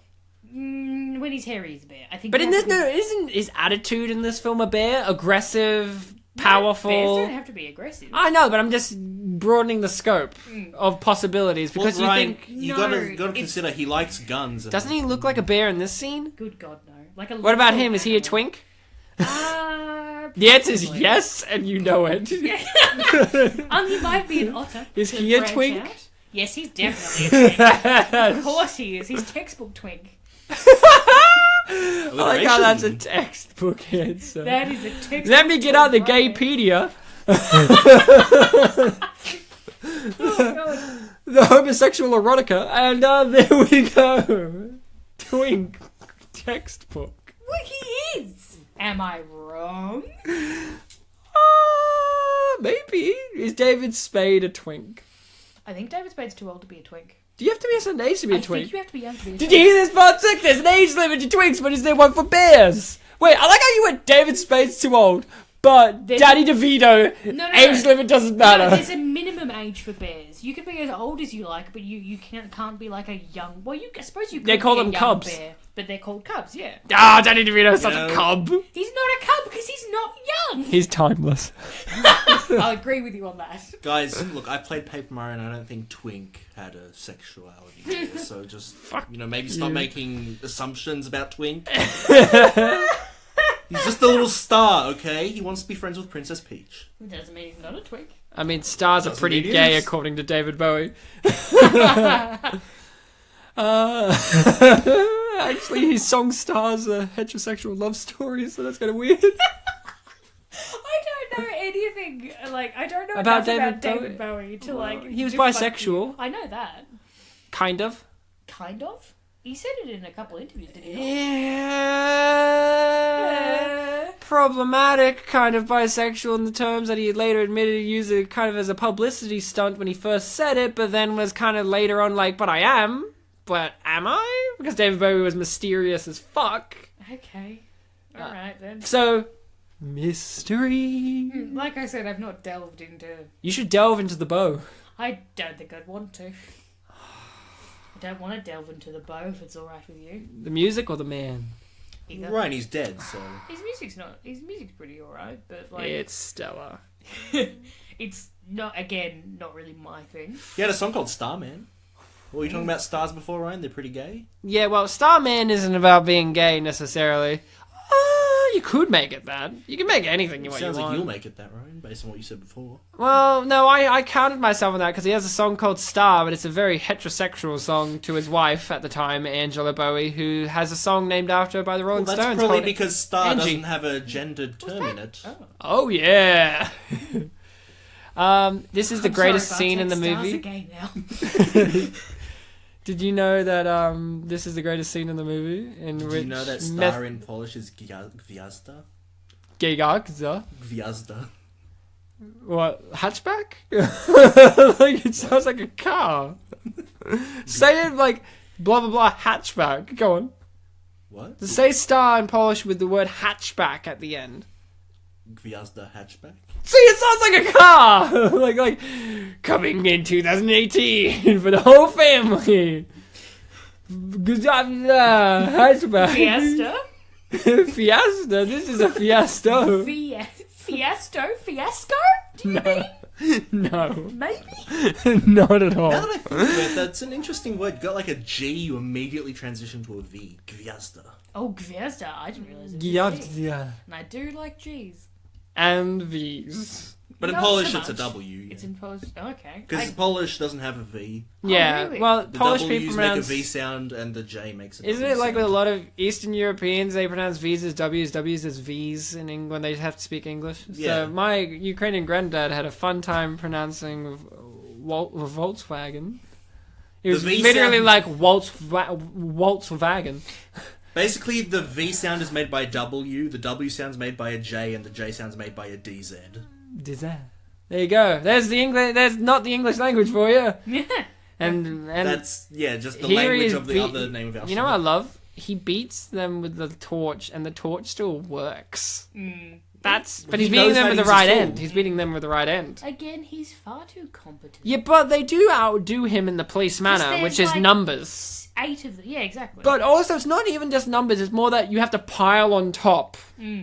Also, I didn't quite get whether he was helping Ronnie or... Oh, he's definitely helping. Definitely? Okay. Yeah, Well, I mean, did you not see how he threw his hat aside? He could have. Oh, I see. Also, he could have done nothing, and Ronnie still would have been. Also, Something about Ray rolling up Liotta his just rolling sleeves. up his sleeves to fight Seth Rogen. It was something I never knew I wanted before. But apparently it is, and I got it. It's kind of like how... Do you ever get this where there's some things such as Bartek? You're a big fan of, say, Grand Theft Auto or Final Fantasy. Sure. thematically very similar. Very similar. There are lots of them. So... In Final Fantasy 15, you can drive a car. And you're a fan of animes and like things that go for long periods of time and have many iterations of them. And I'm that too. That was a terrible fade there. Nah, it was a great fade.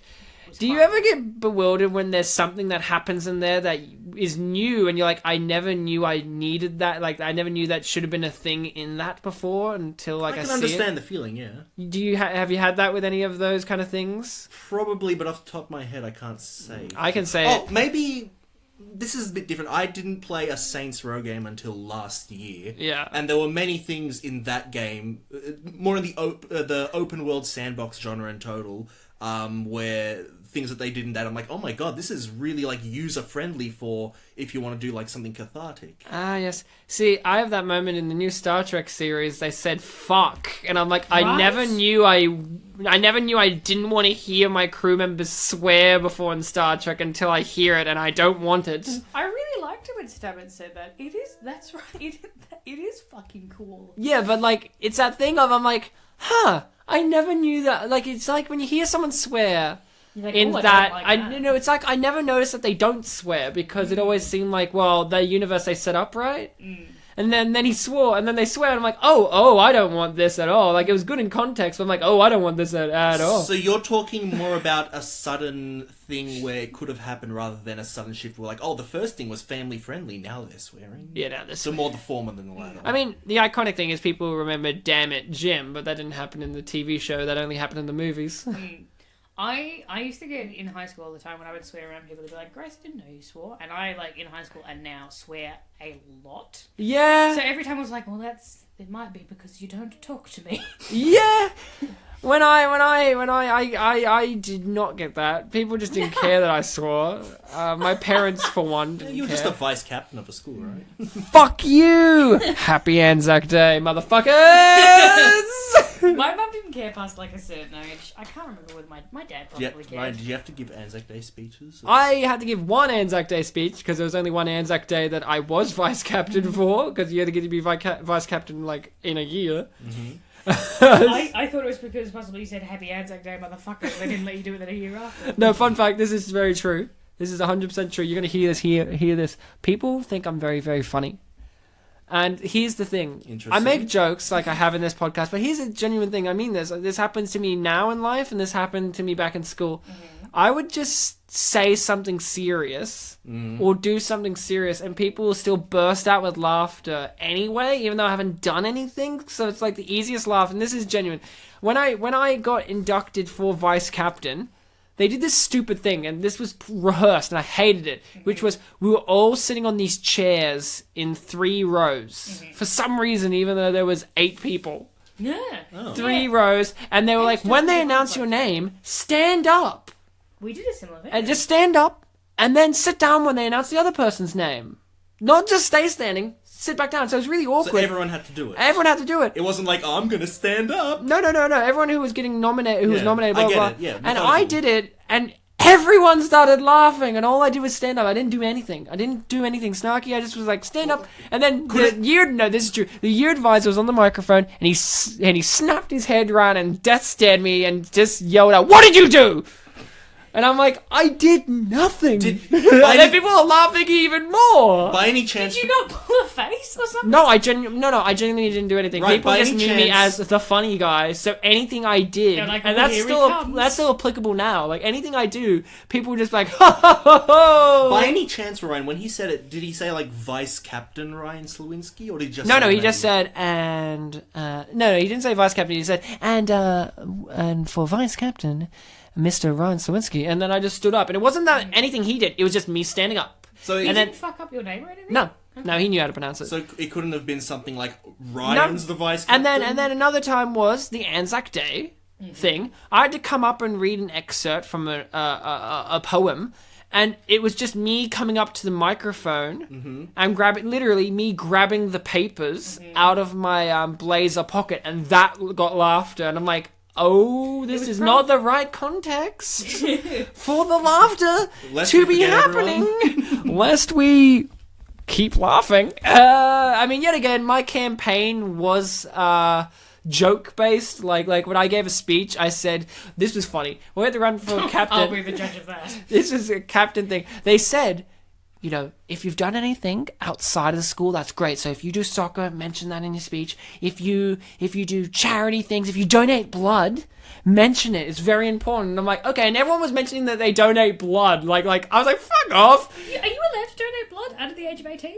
Yeah, 16 and up. Oh, okay. Yeah. That's So you can't donate plasma until later. Oh, okay. Yeah, so I came up and they made us read our speeches beforehand. Luckily, I wrote a fake speech for them to listen to. The full.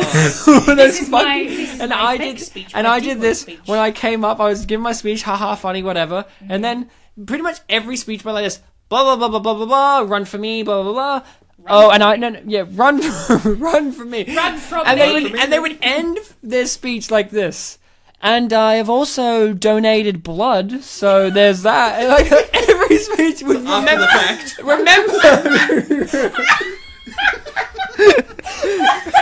every speech giver would remember. Oh yeah, I should mention that I donate blood. I was told to mention. And then here's me. Did they actually, or they just like they? No, said they I did. should say that? They did. Okay. So I came up, and you know me, I was the actor, so I knew everything I had written down, memorized. So I just came up, and then I did the exact same thing, and I just went like this. Oh, and I have donated blood. Some of it my own, and just like legit. If I had, and they got me as vice captain. Of course that would. That's amazing. It's like everyone hates school captain speech now because you're like, none of these are going to be funny, and maybe two are. Yeah, and they're like, usually the ones who get prefects. Yeah, and they can be like mildly humorous, but because it's so boring, you're like, thank God, some humour. Hey, look, a penis. A humour. Oh, I love penis. Oh, Ryan loves penis. Talking about blood, he's not full of it, so thank God. Oh, it's not erect. That's clever. That's what I meant. Grace is looking intently at the penis. No, I am staring off. Intently, I told you. Oh, here's the great scene in which he's like, hey, I gotta get Saddam while I've still got my chance, and look at the blood fly at the screen. On the camera. It's almost like Wanted.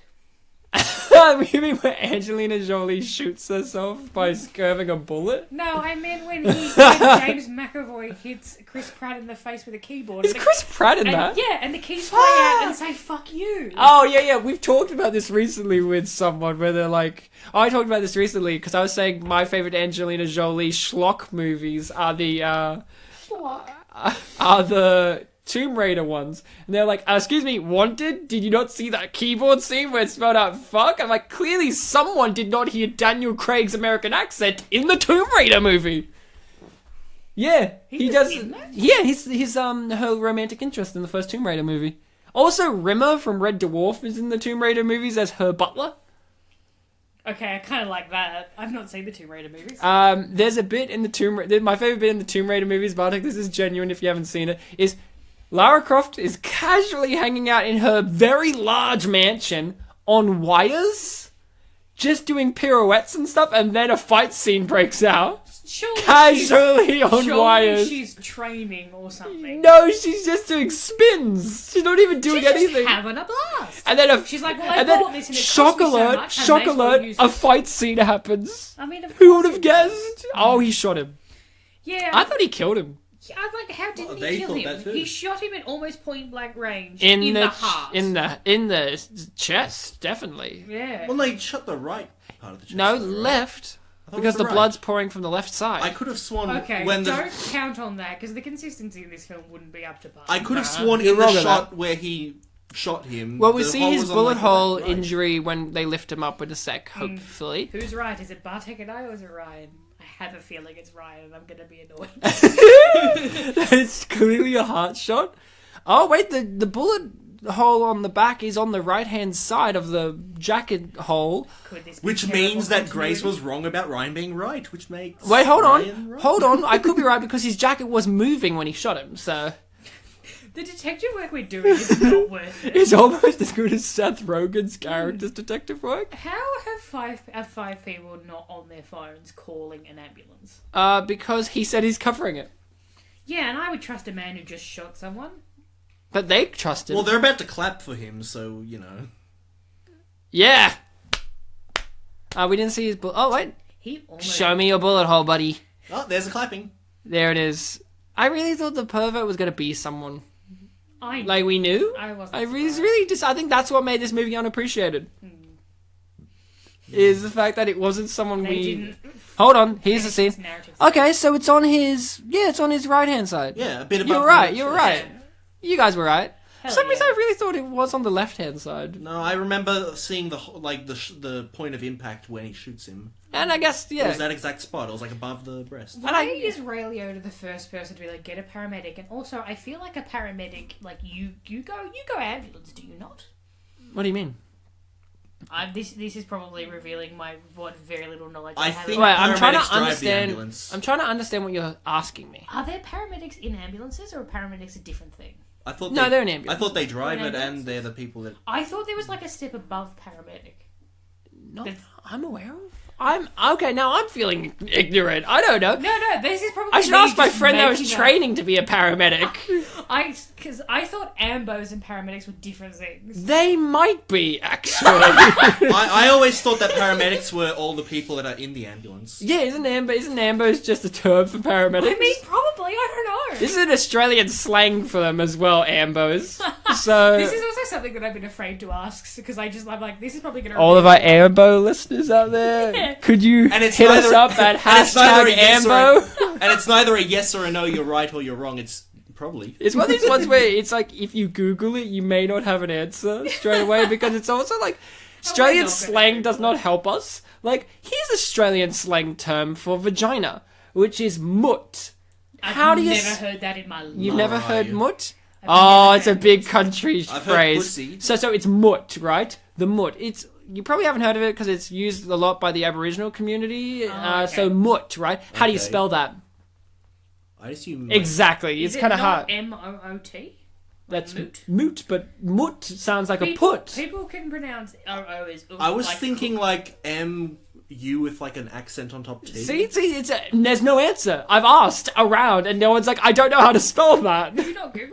Oh, you're right. What do you Google? Moot slang word. Yeah, but it's such an obscure one for the internet to do because let's be honest, how many Aboriginal slang terms in rural Australia are going to be easily accessible that you don't know the exact spelling to on Google going to be? But you haven't even tried.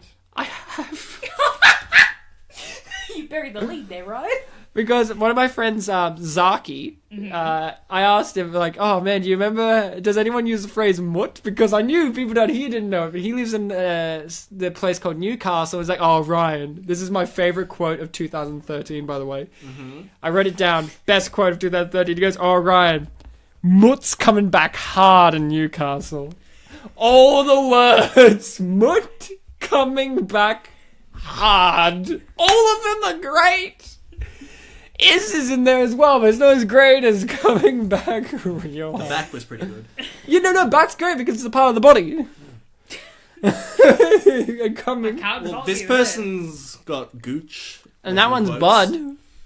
That's Jax. But So we're only pointing the out film quotes. ended. We talked about it extensively, and I've donated blood, some of it my own. I need a vote for this guy. It was a good joke. It was the closer joke. I started with something outrageous. I can't remember what it was right now. I don't have it memorized 8 years later. Clearly, you didn't take it that seriously. I took it so seriously that when I That did everyone become laughed. vice captain, my school was shit house. Believe it or not. The captains didn't even go to the Anzac Day march. I did. Was I meant to? Yeah, it's And your they role. thought When you're captain, you have to go to the Anzac Day march. And it's so to funny that represent the Ryan school. went. And I was the only one that went. I wasn't even supposed to go because I'm vice captain. You don't matter as much. The captains have to be there. I was the only one. I'm the guy at the Anzac Day March who's like, I've donated blood. Some of it my own. And like, lest we forget that joke. There are so many great song choices in this, like Fatty Boom Boom. That was a good song in there. A classic, really? Yeah, Fatty Boom Boom. By W. Brown. Reg King, thanks for brain. Everyone's a relative of yours. So I'm gonna give. What does that mean? Everyone's got a very common. You have a very common last name. Dwarves Must Die by the Dwarves. Huh. I wonder what song that was. Where Is My Mind? I love that song. And Baby Teeth. Oh yeah, I forgot that Where Is My Mind? Much like Fight Club, this move. Anyway. Well, this one was a cover, wasn't it? No, it was the by actual the Where Was My Mind. No, but it didn't say by the Pixies. Yeah, didn't it? No, it said something else there. Go back. No. So, you guys have It was a been cover. going to listen to my review. This film, great. Should you check it out? Yes, but I warn you. Yeah, but that's a funny I word. Warner Brothers you. I Warner Bros you. It's because it just came up on the screen. I'm gonna Warner Bros you. I'm gonna Warner Bros you. I'm gonna Warner Barossa you. It's not for the faint of heart, this Not for film. anyone. I think it is for people with not faint hearts, like Grace. I've got a very faint heart. You can hear it. It's that faint. You can't hear it, it's that faint. Exactly, see? You're the medical expert. Yeah, I know. I've only donated blood, some of it my own. Yeah, I think And this... Right, that was a good one. It was a great one. It's even better the fourth time. You know what they say, the rules of four in comedy? Famous four rule. So, this film, not for the faint of heart, but really worth checking out. You should really triple feature this with Falling Down, Taxi Driver, and then this. In that order? Yeah, because You wouldn't Falling sandwich Down... Huh? You wouldn't sandwich Observe and Report in the middle? No, because this is the... Okay, here's why. Falling Down out of those three is the lightest in tone, even though it's the darkest matter. It's a funny movie. Have you watched Falling Down? It is funny. I had it downloaded because you told me to. It is genuinely good, but it is a comedic movie in a sense. Like it does have funny moments, like just the idea of Michael Douglas walking into this shop and grabbing a baseball bat and smashing all the things on the countertop because they cost too much is very funny in itself, where he's like, how much is this drink? $1.50, what the? And just smashes it and he goes, it's clearly 80 cents. You would not be able to get a drink here for $1.50. Yeah, you can. Well, And this was in the early 90s America, so that was pretty expensive then. So, and all that kind of stuff. That was a more lighthearted movie. It's also set during daytime a lot in this bright, roaring heat. Taxi Driver is very dark, but you know what you're getting into with Taxi Driver, right? It's quite old, is that why? Famous. Oh yeah, good point. Old and famous. Old and famous. Career definer for everyone involved. Yeah, pretty much. Jodie Foster's in it. It was so good that... Jeffrey Tambor in it as well? Yes. Hell yeah. Peter Boyle's in it. Who? Frank from Everybody Loves Raymond, and also the monster in Young Frankenstein. Peter Boyle, comedic legend. Didn't know the name, know who. Yeah, great guy. He's the wizard in it. And then you'd watch this, because this is the gamble one. This is the one where you go, okay, I've heard you guys talk about it, but you still don't know what to expect until you see it. Why wasn't he arrested at the end? Like, even if Because someone... he saved the people. No. Because American gun laws allow harm to other people. You can't just shoot someone, surely. Oh, America. Okay. Trump's president. America. You can do whatever you He want. wasn't president in 2009. Yeah, it's also You're right. about a second year. George Bush Jr. was president at one point. There you go. Not in 2009. At one point. But this is post 9/11 world, baby. Everything's screwed up. And my rating would be... Wait, you didn't review it, though. Oh, that was my review. Everything I just said. That was your recommendation. I recommend watching it. And that's my review. If I have to give this a rating, which I do... I would have to rate this Heckers Yeah out of oh boy. Bartek, let's hear from you. That was funny, Ryan. Let's hear from you. Let's hear from you for once in the episode. Without us interrupting him. We can do it. That's not true. I said hello at the beginning. Yeah, there was like 2 minutes where I didn't say a word. I was very proud of And then you myself. interrupted before we introduced you, so fuck off. Because I had a bit of a joke, okay? A bit, not a full one. Exactly. I had a bit of a joke, I just had to throw it in there. Exactly. I couldn't help myself. I think the joke of the episode Just like is- Seth. I think the joke of the episode was the Kasprzyszak, though. Yeah, that was really That good. was pretty good. That was solid Bartek humor. Yeah. 10 out of 10. Bartek, let's hear your solid review. Alright, but you have to clap when I'm done with the review. I Okay. refuse. Come on, Oh. let's The be... listeners will hate that. It'll blow Let's... it out. No, let's be respectful. You can clap under the table. Yeah, let's be respectful when he finishes, okay? I We'll don't clap. want to see you guys clapping under the table, to be quite honest. Well, you don't have to Come on. look. Okay, you don't Alright, have I'll to... close my eyes. then. Okay, come on, let's be respectful. We've been very interrupting of Bartek. We'll give him a modesty clap, like this, kind of like... Okay, we can do that. Okay, when he finishes. Go, Bartek. I feel like the obvious gag is that you're going to interrupt me as soon as I start. No, I'm scared. Exactly, the obvious gag. We wouldn't do that. I do the blood gag. This movie, what? Oh, you didn't. Oh. I told you, I'm a shapeshifter. See, we're not cheap. I feel like I'm at a loss for words now. I'm speaking and I'm not being interrupted. And you're wasting your time. Come on, buddy. There we go. It happened. We can only do it for so long.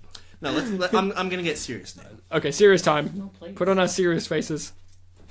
When I watched this movie, I knew that I was getting into an unappreciated masterpiece. There were times, though, where I was getting a little bit concerned. My faith was wavering as I was watching it. There were times where I thought that the film might have been going for some of the easier or more predictable jokes that a lot of non-written comedies, certainly after the year one. Yeah. Harold Ramis. God bless you. God Did bless. he write that? And direct it. Yeah. I think it was his last film. Yeah. Then he died. Oh, Harold. Oh, Harold, you could have been in the female rebooted Ghostbusters as Cameo. Oh, Harold. No. No, he wouldn't have played that character. No. Yeah. He would have played... If they put him in the new female Ghostbusters, he would have been Melissa McCarthy's dad. FYI, I don't count Yes, he would have. this as... FYI, I don't count this as an interruption. No, you started it. This is a conversation. My faith was wavering, but then I realised what the film was actually doing. It was going into the whole black comedy route of, making light out of serious things. Like, our main character, he's not a normal guy. He's got things going for him. His mother explicitly says that he had many special needs. We know that he's a bipolar character. We know that he's unstable. He literally fails a psychological exam in this film. Yeah. It kind of goes back to what Ryan was saying earlier about how he's in a world where, yes, he's surrounded by people that... what's that word when you affirm someone's actions? Sycophant? I mean, that's the people that do it, but... Sycophantic. I used the word the other day, but I'm forgetting. They enable. They enable his actions. Oh, okay, yeah. But then the wider world sees him for, the crazy guy that he is. And it is obviously played for laughs because it is a Seth Rogen role, but it's also played for drama and pathos because we see the consequences of his actions. We've got that scene where he's in the prison, and then it cuts to him sad in bed, and his mum tries but fails to kind of cheer... Well, she kind of succeeds to cheer him up. And then his ultimate victory, his ultimate hurrah, can be considered kind of immodest, immature, not good, to put in the most basic terms. It's a serious film, in a way, about someone who's kind of set up to fail because of who he is. That's tragic. And certainly when I think back to the times where I thought some of the jokes were too common, I realised that was kind of thematically setting up the fact that he is this type of sympathetic failure character. And I think that when you look at the film as a whole, you realise what is good about it. Even if you don't think that, as a standalone comedy, I'm going to sit down and I'm going to just take every joke and give them all the ha-has, and I'm going to walk out and my review's going to be, all the ha-has were very good. This is a film where you can enjoy the ha-has. I've got comments from YouTube that really like the ha-has. There were some that thought that the fuck you scene was one of the funniest things they'd ever seen in their life, or they really liked the Michael Pena character. But even on top of all that, this film has more going for it. It's got heart, and it's got deep characterization. And if I have to give this film a rating, I have to give it a what? Do I hear applause coming? No, you don't. Oh my god. No, just wait. I think it's coming. Whoa, it's not even below the table. Whoa. They're modesty applause. I think simply Golf claps. talking What? about this film. Golf claps. I thought you said Goff claps. I'm like, Gough Whitlam? Did he clap? Did former Prime Minister of Australia, who got ousted by then Governor General John Kerr, have a weak clap? Notoriously. Cooking with Kerr? Alright, Sorry, I know more about samurai than I do Australian politics. Well, Australian politics is a very interesting thing because we can't hold on to a leader more than 10 minutes at a time. Most of what I know about Australian politics is from Keating the Musical. Most of what I know is from things I've learnt and watched over time. For me, it's probably chasers, but they're not always doing stuff. Mine is Norman Gunston. Really? He was there at the Gough Whitlam dismissal, Mm. and that's how I know about a lot of the he Gough got, Whitlam stuff. He was, didn't he? He was there. He was Yeah, out on he the was steps, at and the he's top of the trying steps. to interview him Yeah. like a dickhead, being like, "How does it feel to be kicked out of office?" And they're like, "Not now." For all the people listening that don't know too much about Australian politics, we once had a prime minister who went for a No, you can swim. just say we once had a prime minister. We haven't since. We haven't had Yeah, one.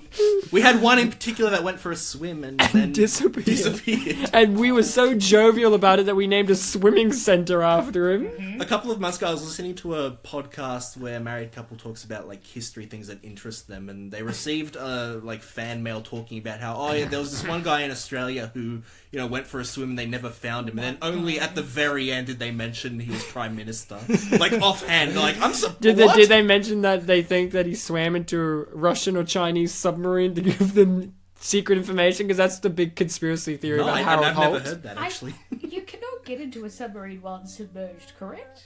Oh, you could try. You can. No, Probably but from they're the saying that bottom, he right? didn't swim underwater. He swam out to the submarine that was up and got in it. That's what they're saying. So he was being stealthy by being Harold Holt underwater. was a notoriously strong swimmer. I don't know about him. He was actually. That's he why it was a actually? really big Oh. surprise that Oh. he drowned, because he Okay. was a very good swimmer. I should It's like stop how saying shit about Harold Holt. you don't know your Harold Holt from your John Howard. And right, I if don't. you had to give Harold Holt swimming a rating, Oh, where's my rating? Oh, it's missing. Grace, let's hear from you. like Harold Holt. That's a good one. I have made my opinion very clear throughout this movie. Loved it. No, I hated it. 5 stars. I hated it. It was... Stop it. I hated it. It was not enjoyable. It wasn't entertaining. It genuinely upset me to watch it. I was checking how much longer there was throughout the whole thing. But you There was- clapped for my review. Yes, Bartek, it was for your review, not for the movie. Oh. Do you It want was to clap? a golf clap. Do you want to clap for the review? No. Do you want to clap my for the review? movie? Do you want to clap for your own review? No, Do you want us really. to clap? No, I'm good, thank you. Let's totally clap. Please don't clap. I beg you. Okay. Yeah, I just it wasn't entertaining to me. I don't actually know who the audience is for this. I expected, not knowing what it was, I expected a goofy, sort of vaguely raunchy comedy, and I got something that made my depression just that bit worse. Is what I got. So it really evoked something. Yeah, something Right, I don't very want to clap for negative. this review. So I give it a no you shouldn't out of a should I go there.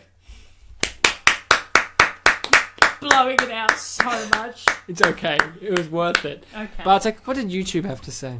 Oh. Because YouTube, they're just as nice as Seth in this I film. really don't want to hear what YouTube has to say. But sometimes YouTube is nice. Am I the only one giving something? Oh, right? give it to us, baby. Uh-huh. Full Metal Jacket style. Vincent D'Onofrio with a rifle, back of the head. Go on. Do you suck dicks? I don't know you wouldn't. Bullshit, I bet you could suck a golf ball out of a garden hose. Oh, that's a Full Metal Jacket quote.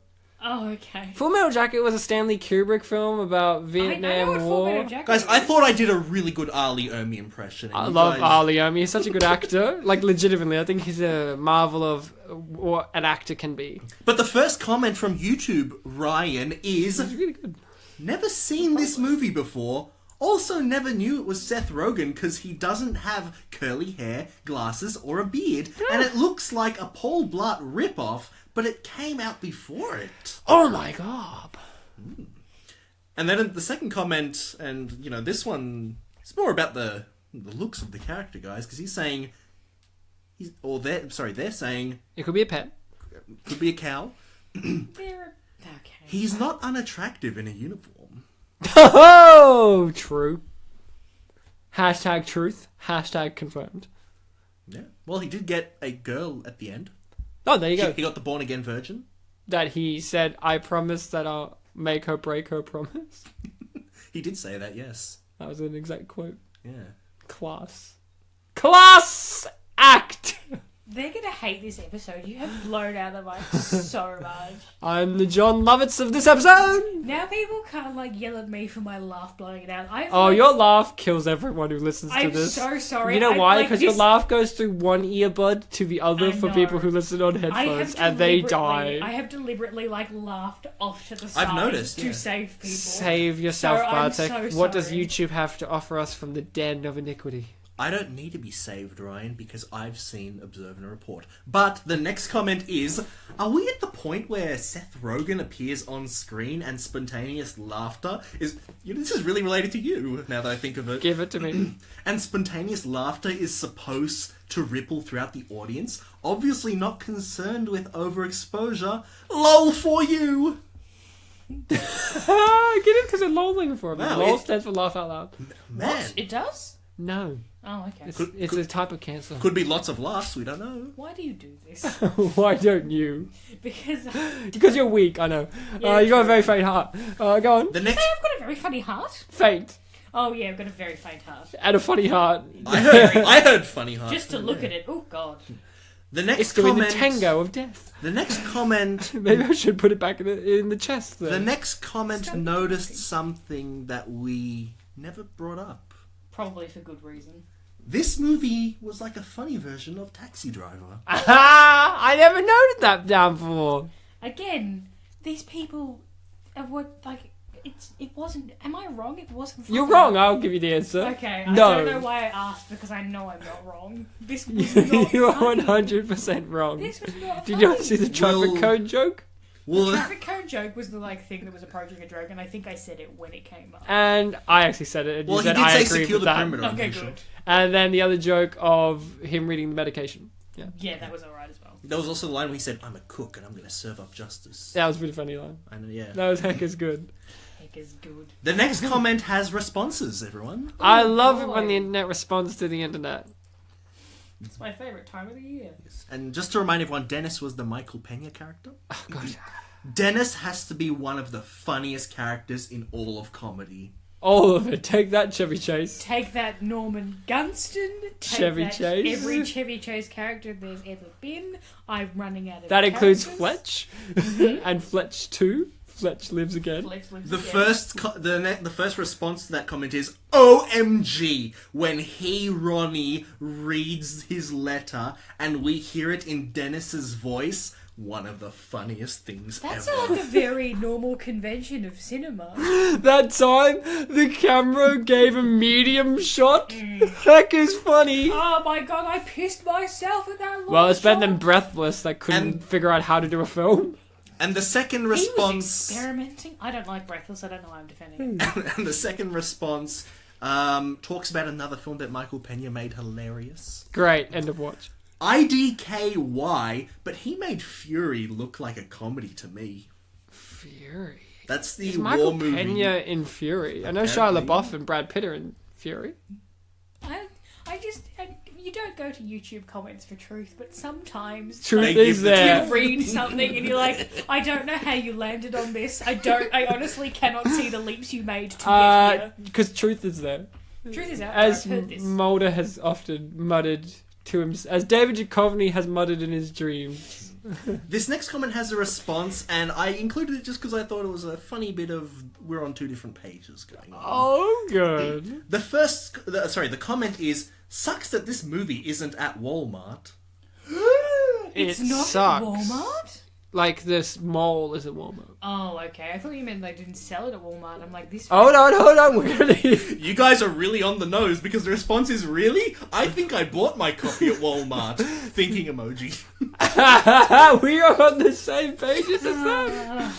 Yay! You were the comment and Grace was the response. No, yeah, I was. I'm the commenter. You're the stupid responder. Take that, Ambo. It was a very easy mistake to make. I sympathise with that commenter. Lol, I might see that movie in a but... Sorry. What? In the butt. I'll start that again because I made the blunder. You're the butt. Lol, I might see that movie in a but. We are trying to see Fast and Furious, but if not, we will see this. I love Seth Rogen films. Don't you? Just love it more than Fast and Furious films? I don't know if I've seen many Fast and Furious Well, films. best thing about Fast and Furious is Kurt Russell is in a couple of them as the computer nerd. Really, Kurt Russell. Yeah! Yeah, they just slick his hair back and give him glasses and say, see the computer lines! And he's like, oh boy, computer lines. Fucking Jack Burton from China, from Big Trouble in Little China, is computer nerd now. Go on. We've got 4 comments left. I hope they're bold and beautiful. Comment last, number 4. I watched it yesterday. It was great! Super funny! The nastiest part is the guy that goes around naked. He is referred to as the pervert. You see everything. Lol. Everything. Except his back. There was so much full frontal nudity in this. Weren't you happy that it wasn't just a woman this time around? I mean, yeah, because it wouldn't have made like a whole lot of sense. No, but the film did have female nudity in it. Yeah, when they were spying on the girls in the change room. when they were being... But isn't it great, like, a film like this didn't have gratuitous female nudity for no apparent reason? Yeah, but look, that... Seth, you've restrained yourself. I mean, they don't get points for that. Because should that not be the baseline? What, for every film? Sometimes films need pointless nudity in Well, it. surely they don't if it's pointless. Maybe sometimes the pointlessness is the point. Watch Wolf of Wall Street, you'll understand what I'm talking about. To watch Wolf of Wall Street. It's actually really good. Is it? It is. Yeah. Yeah, the gratuitous nature of it is valid. Yeah, go on. It's appropriate for what it is. But again, you sound like you don't like anti-heroes as much. So, Yeah, look, I just don't think anti-heroes are done well a lot of the time. Oh, yeah. This next comment talks about the mole cop comparisons. Oh, boy. And it has... And it's Slicey and the meatball. third sentence in this comment just it could be the tagline. Dude, don't compare this movie to Mall Cop. The difference is Mall Cop is a family movie with slapstick comedy, while Observe and Report is more of intelligent humor. Incorrect. Someone hasn't watched Paul Blart Mall Cop. I'd rather choose intelligent humor over slapstick any day, unless I see that slapstick humor was an accident in real life, but acting it, please. There you go. Only in real life will slapstick be appropriate for them. Yes, acting it, please. No, acting Don't it, do it. please. Like I even put a comma in This second last comment is one that I alluded to earlier. love- About the skaters. I love illusions. Well, actually, this is all in lowercase, so I shouldn't say it too loudly. Attention all skaters, this movie is offensive to skaters everywhere. Don't see this movie unless you're a skater hater. See ya. I know I said see you later, boy. They used the wrong yaw at the end, but you see what I mean. Far out, people. Watch out, skaters. You're that small minority. And the final comment with response. Oh, yes. I should note that this initial comment was from 8 years ago. Oh, boy. The comment is simply, only better. No context, just only better. Weird comment from 8 years ago, we could look past it. I think they know something we don't. But then the response is from 4 months ago. When I see that, I'm like, what were you hoping for? Honestly, like, what did you think was Hold going on. to happen? And the comment is, in all lowercase, hey pretty. And they didn't reply. No reply. Of course they did. Oh my god. I mean, after 8 years, they might be pretty. I don't know. Well, you guys, Time does things to the face. you have all been fantastic, amazing, wonderful, superfluously stupendous listening people who have always been there when you have got up to this point and when I listen. Unless you're one of those fuckers that skip around. Don't you do that! You skipping fucks? Don't you skip over the Harold Holt part! Why are they skipping? There's no ads in this. Yeah, but sometimes they're just listening to you bag out Seth Rogen and went, I don't want to be triggered by the hate, and then skip forward. Are your listeners Seth Rogen lovers? There's Seth Rogen. That's what he says when he listens. I just made Sausage Party, blazing one up with Kevin Smith over here. My brother genuinely laughs like Seth Rogen. It upsets me. You laughed terribly, so it's okay. What's the comparison? I do have like a terrible laugh, but I don't think You it's fair sound to like, people. I don't know, like a bird mixed with I have about 20 Jimmy different Carr. laughs. Oh, don't do that's not fair. I do not sound like Jimmy Carr. Listen back. So, No, Grace, I you've been an don't. amazing guest, How dare as always, bending it all the way around until you made the satire break in half and reveal what the true nature of the show was, which was just to have fun. You know, we talk about, like, let's break down a film, but really, we just want to have fun, you know? Like, that's what life's all about, isn't it? Just having fun. And that's what Seth was trying to capture in this film. Even the darker aspects of life, darker toned people, individuals, they all just want to have fun. Like, his character was searching for a meaning in life, a fun meaning, you know? He thought, like, getting a gun and being a cop would be fun. And in the end, he learned something important, which was shooting a pervert was really fun. And I've often thought about that, too. Bartek, as always, a pleasure to host with you. Mm-hmm. And pleasure to be interrupted. You guys, just remember to be kind to each other. Could I just add also, I also like having fun. I think that fun is fun. Sometimes I am. He's got something there. Sometimes I'm sitting down and we gotta bottle this up. Sometimes I'm sitting down and watching something and having fun, and I'd like, you know, put out my arm and just have fun, and then and like inject heroin. And then the funny you mentioned inject. I was going to say, like, you know, maybe a little mosquito. That's a mosquito in Polish. It lands on my arm, and I say, "Mosquito, I'm having fun watching a thing." And then, as I'm about to high five it, it thinks that I'm about to, you know, attack like, it, kill it or something. And the mosquito says, "Hey, man."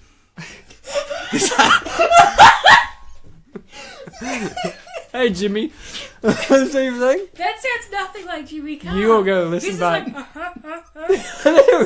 that was but yours is far more high pitched. You're right. It's more annoying. Mine's go more on. like abrasive. Yeah, yours is an abrasive Jimmy Carr. Yeah, okay. Go on, Bartek. So the mosquito says, "Hey."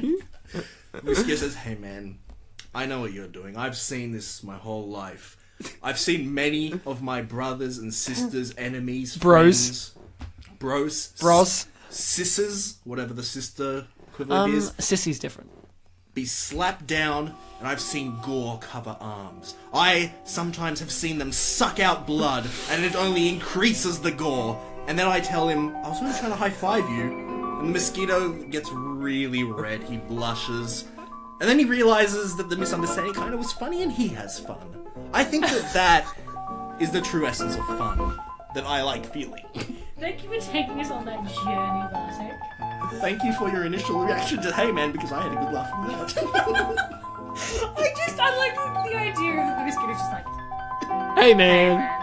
Just like a deep... And it's a female mosquito. See, I imagined it kind of like having a cigarette in its mouth. I imagine it being like, a Vietnam vet. Being a bit of like a hard-boiled mosquito. You boiled a mosquito?